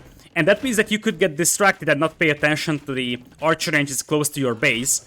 But still, I feel like mobility advantage for Sitau's team is massive. The reach control could be massive, although Sitaux with a classical Doubt cast on the left side. Yeah, that's never really what you want. I mean, those are quite some nice halberdiers. Actually, a few Geppettos would be very nice complement to this army. I mean, they're going to be good against the skirmishers, they're going to be good against the halberdiers. And they will just die to the onagers, just like all those skirmishers are doing. This could be a long game here, but still, I think a long game favors as another castle is being dropped here by... How did Bruh allow that castle to go up right next to his DC? Oh my goodness, man. 10 villagers just rushed up right next to the TC and they got a castle up there. That's pretty funny. The bombard cannons are really, really nice, though. They can pick off onagers. Surprised you don't see any bombard cannons here from our green player. He has siege engineers, but no chemistry, it seems. Yeah, I need 86 army right now for LaaaN. He's got a crazy big army over here. As we'll have traps coming in for Sitaux, but... I mean, LaaaN and Heart aren't gonna give up on this easily. This is a very, very open game still. Oh yeah, and I think in particular, LaaaN is really good in like super grindy games like this. Where it's just like you're constantly just throwing units into each other for forever and ever. Yeah, it reminds me of Hidden Cup 3, LaaaN versus Hera in the first round. Where LaaaN just played an insanely good game. Still, the extra gold could be important, and it looks like Heart and LaaaN are giving up on the left side, but this means they're pushing in on the right side, and Bruh's eco is suddenly close to collapsing, down to 84 villagers, and he has to basically do a mass migration. Yeah, I mean, where's Bruh's population? I mean, he has a huge army, but it doesn't have more than 80 villagers right now. That's really painful. Oh, the famous light cav raid coming in on the Japanese fishing ships protected by the fire ship here. But yeah, this is what I was talking about, that when you're up against so many onagers on the left side, you have to be careful not to lose your army. And because of that, you don't pay attention to the right side, and LaaaN just waits until he has like 20 orbs, pops out and kills all the villagers, and Bruh's eco is dead. He's gonna have to do like a mass migration and rebuild his eco, which could be taking quite a lot of time, and now the villager counts are evening out, man. It's 210 versus 200 only. In fact, Bruh+Sitaux, especially Sitaux right now, Sitau's chilling at like max pop almost. He's just sending more Cavalier in. As you've been saying, the Ridge gives you so much more gold income. The Castle of Heart has been taken down. And the castle goes up on the left for Sitaux. This is something that Heart didn't pay attention to. The second castle's coming in. They're just trying to cut off Heart and LaaaN from the Ridge. And 25 Farimba Cavalier and like 33 Farimba Light Cav is still scary. Obviously, Bruh is like half dead in terms of economy, but he's a big army. Whereas that's not necessarily something that you can say from LaaaN and Heart. 81 army combined against 150. Yeah, in fact, they are not just behind an army, but they're getting more and more behind as, well, these Cavalier are doing so much work in taking good fights. If you look at the army values, it's over 3 times the value here. Well, of course, I say that and a bunch of Cavalier run into Halberdiers, but before that fight, it was 3 times the army value for Bruh+Sitaux. That's insane. Yeah, indeed, famous Malay Cav archers on the field on the left side, denying a castle from Heart, but now I feel like the map control is just lacking, and they did collapse the eco of Bruh on the right side, but they still can't deal with 80 elite skirms, and they also have, like, they don't have cavalry, they don't have onagers anymore, so the elite skirms are actually reasonable here for Bruh. I mean, yeah, you have 2 players just going for Halberdiers. Not really the greatest thing in the world.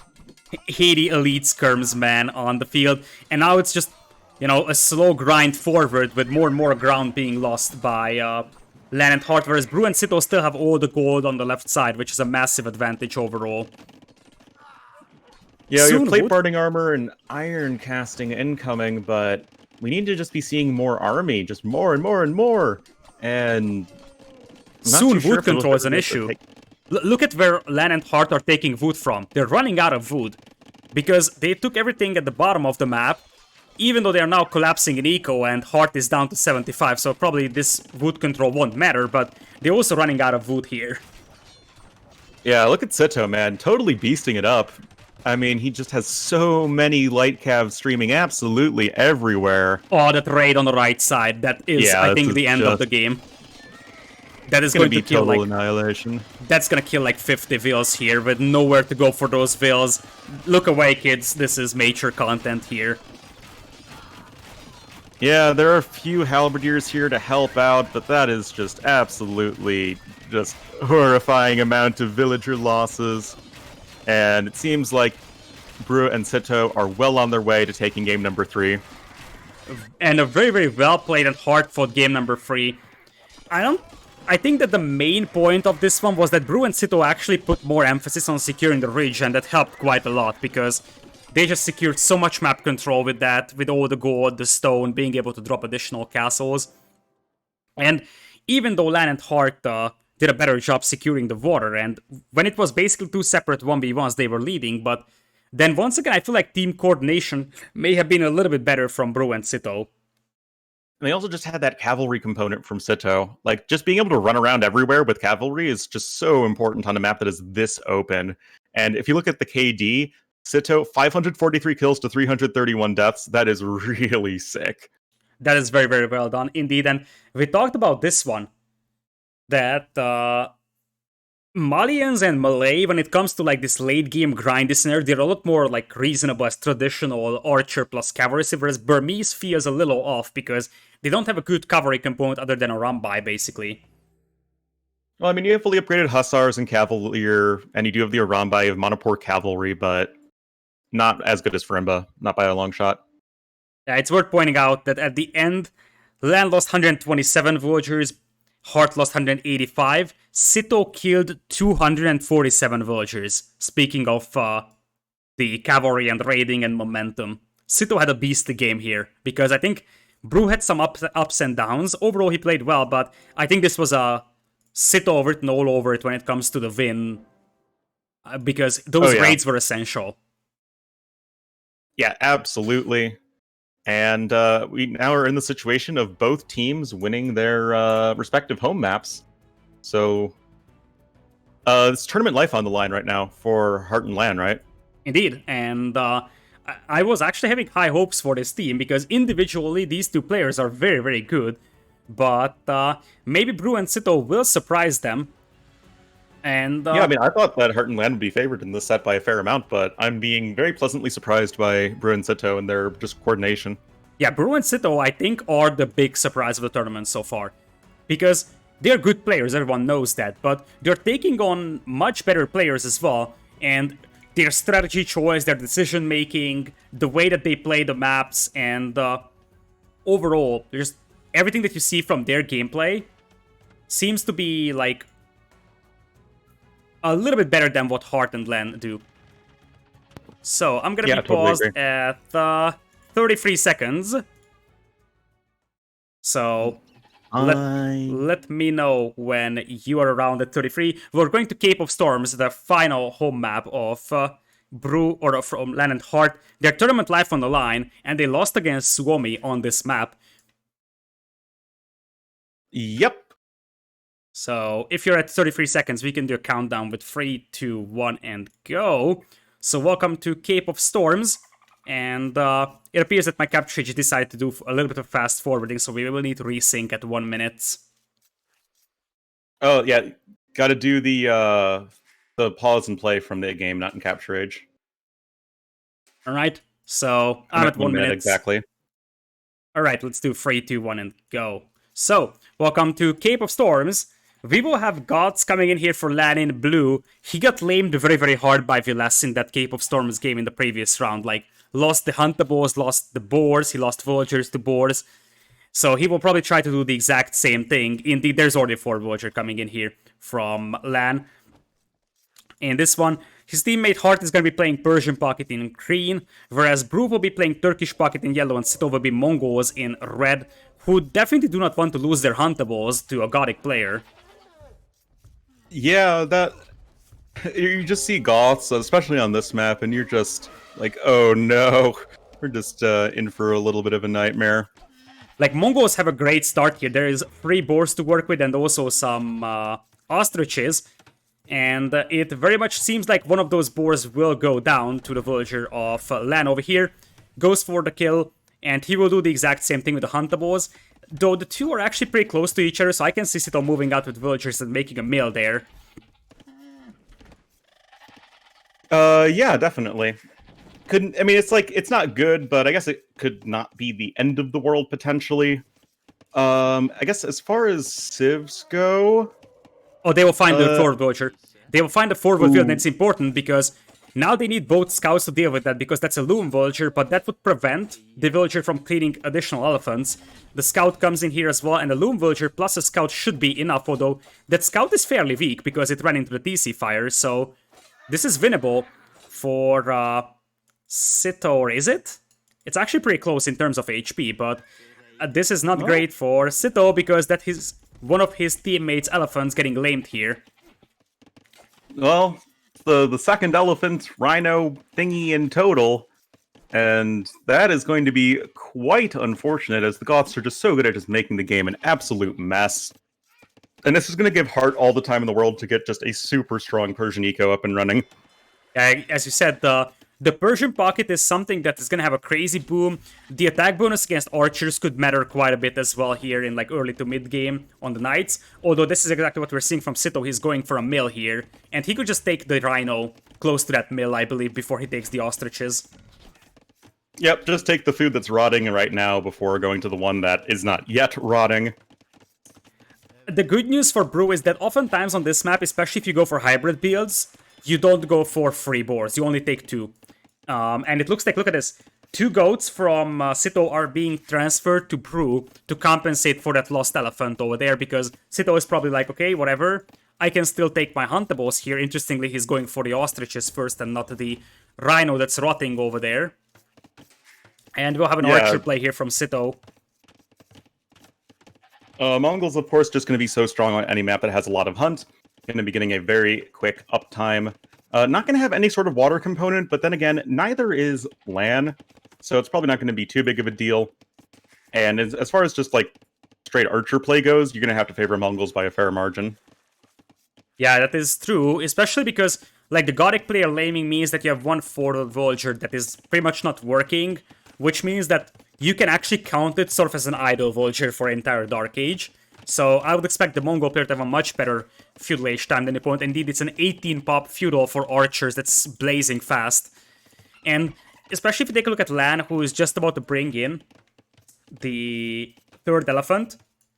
Up until now, it was 2 elephants for both players, so technically there was no major like benefit from this one for LaaaN. Obviously, he's gonna have a slightly better eco, but that is going to just start showing for now.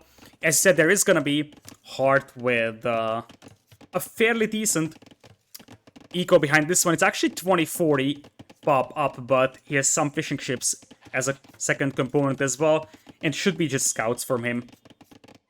Yep, that seems to be the name of the game. LaaaN just now clicking up to Feudal Age, 23 pop, but with no fishing ships at all.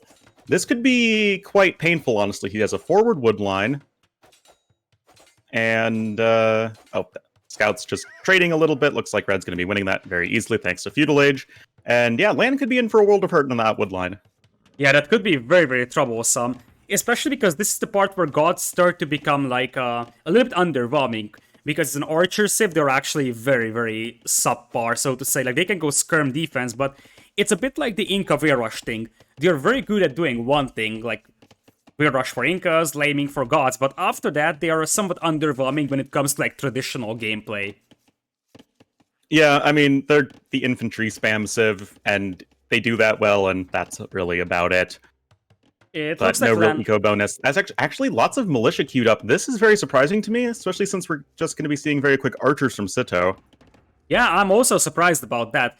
Like, LaaaN doesn't see the archer range, but I don't think, like, you shouldn't assume that it's double scouts, especially because Bruh is just now making the stable. So I feel like you should actually know that the flank player is actually going to play archers, and basically Mantarm's play here is just way too late. There's already archers on the field. Scout also gets poked down. That's a disaster. I think you might even need to cancel that Mantarm's upgrade. Yeah, I would. At least that's what I would do. At least he's able to get his eco upgrades in right away, but no, he's committed. He's going for the men-at-arms. I mean, I get that, but he's going to just lose all of those, so I totally agree with you that I think that should have been cancelled, because the thing is that if there is no archers on the field, this could be fine, but with 2 or 3 archers on the field, and especially like the scout of LaaaN already dead, and there is not a lot of scouts on the field just yet from Heart, that should be easy for Sitaux to clean this one up. Yeah, certainly. Checking the water real quick, we're looking at 6 fishing ships apiece for both of our, players that have docks. No naval units being made so far. But the army, I mean, it's just better right now for Sitaux and Bruh, because they have archers, and we just now have the archery range coming in for LaaaN. Indeed, and even if it does that, I mean, we still have to attribute to the fact that the Mongols player is still doing some hunting here. Like, he just finished with the huntables. There is still a rotting elephant there. He could send like 2 vultures there to take some food out of That's that. exactly what he's doing. And that means that the eco for our red player is also going to be way better. He already has fletching, and he's producing on 1 range, although he could afford a 2nd range of production, and the hole in the wood line could cause the end of LaaaN+Hearttt here, because falling behind in feudal by this much on this map can be lethal. Absolutely. Now, I don't think any villagers have gone down yet. There's been a lot of idle time, but oh, these poor villagers on the ostrich. They have been ostrich-sized from the rest of their economy. I like the decision from LaaaN to at least drop off the food at the mill. He knew exactly that he's going to lose those villagers, so the best thing to do is drop off the food, so at least you get something for that. Villager count is still even overall, but the 26 villagers for LaaaN isn't really great. And as I said, the Men-at-Arms actually find the villager on the wood line of Sitaux. That's nice value there, and it looks like Sitaux lost track of those Men-at-Arms, which is a little bit sloppy, because that shouldn't have happened against those Men-at-Arms. Yeah, that's quite awkward. Oh, the Menards run into the town center. Never go full Ornlu. So now we got Fortune coming in here for Heart. He's still playing one stable, but oftentimes you see a second stable from players in here. It's very cute that Bruh+Sitaux tried to get through the walls and then they realized that they could just walk all the way around on the left. Oh, wait a minute. You can just do this.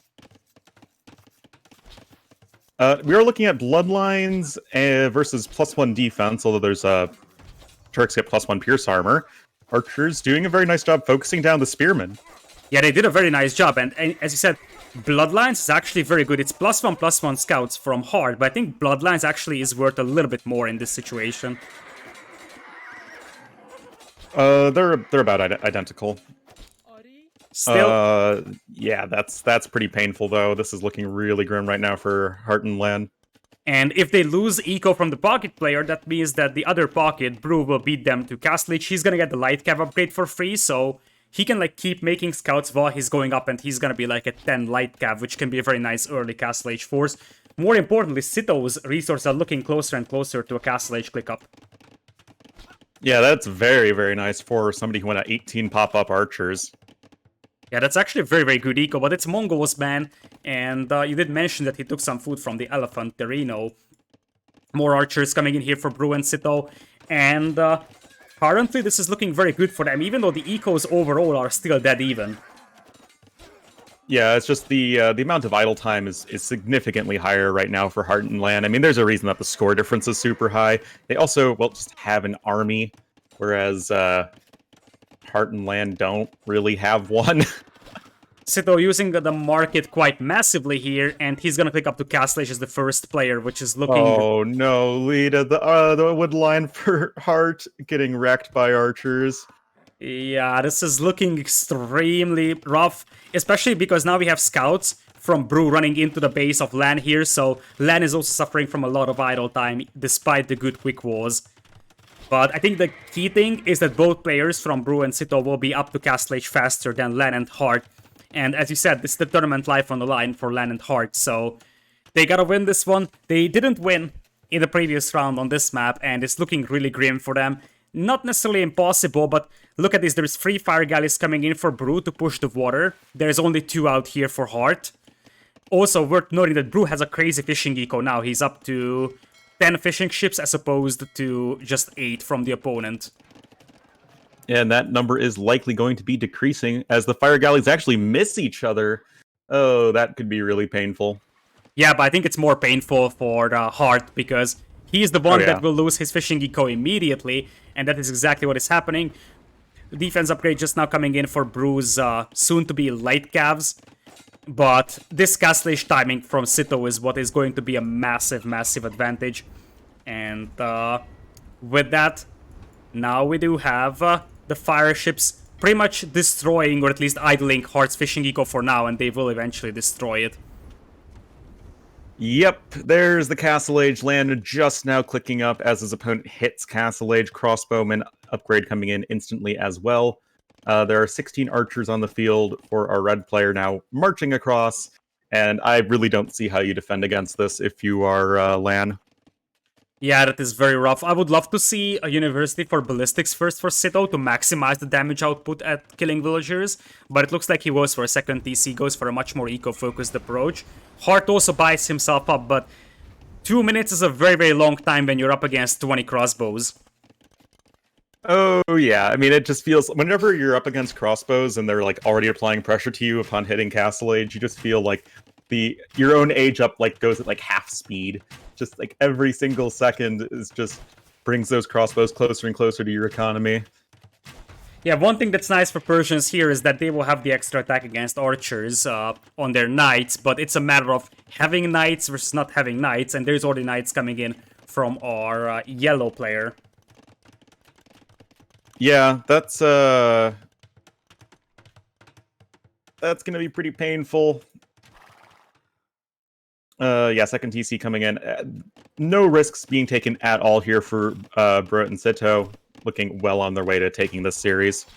They intercept the archers from LaaaN as well, and we should note that this is the moment where gods will just be very underwhelming overall. I mean, they are technically able to go for crossbows or skirms, but that's not really their way of playing the game. And I think if Sitaux just keeps going for crossbows, that's going to be a fairly easy transition to Manga Dive, whereas LaaaN, even if he goes for crossbows or elite skirms, that brings him nowhere close to his ideal composition, but that's a defensive castle.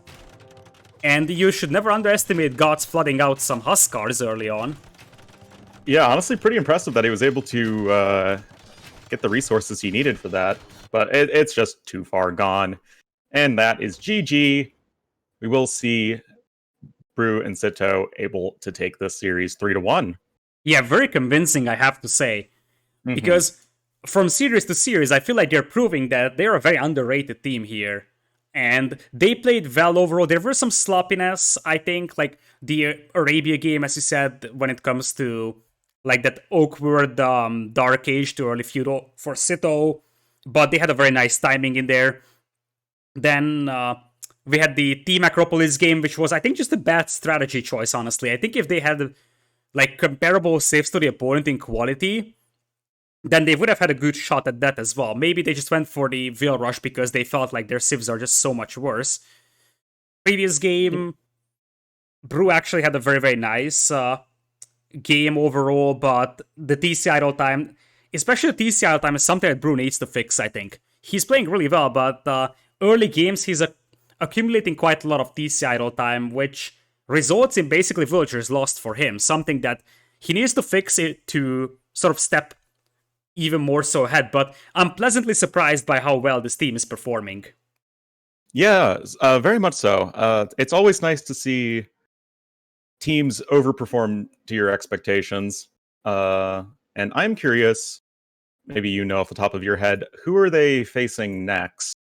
Depends. We will see the other Group C match today, Tempo Storm versus Suomi, the winners match, which means that either Tempo or Suomi. I would say that their Tempo is the favored one, although Suomi looked extremely strong in the set they played. But if Tempo wins that, we could see the other Suomi team, Max and Vilas versus Bruh+Sitaux, after Bruh+Sitaux defeated Zupi and Rubenstock in the qualifiers. Yeah, well, let's see if there's going to be some Suomi revenge, or if Suomi can take down Tempo Storm. That should be a really sick set. Indeed. So with that, Bruh+Sitaux get to the decider game, and next Saturday, they will be playing for a shot at the quarterfinals.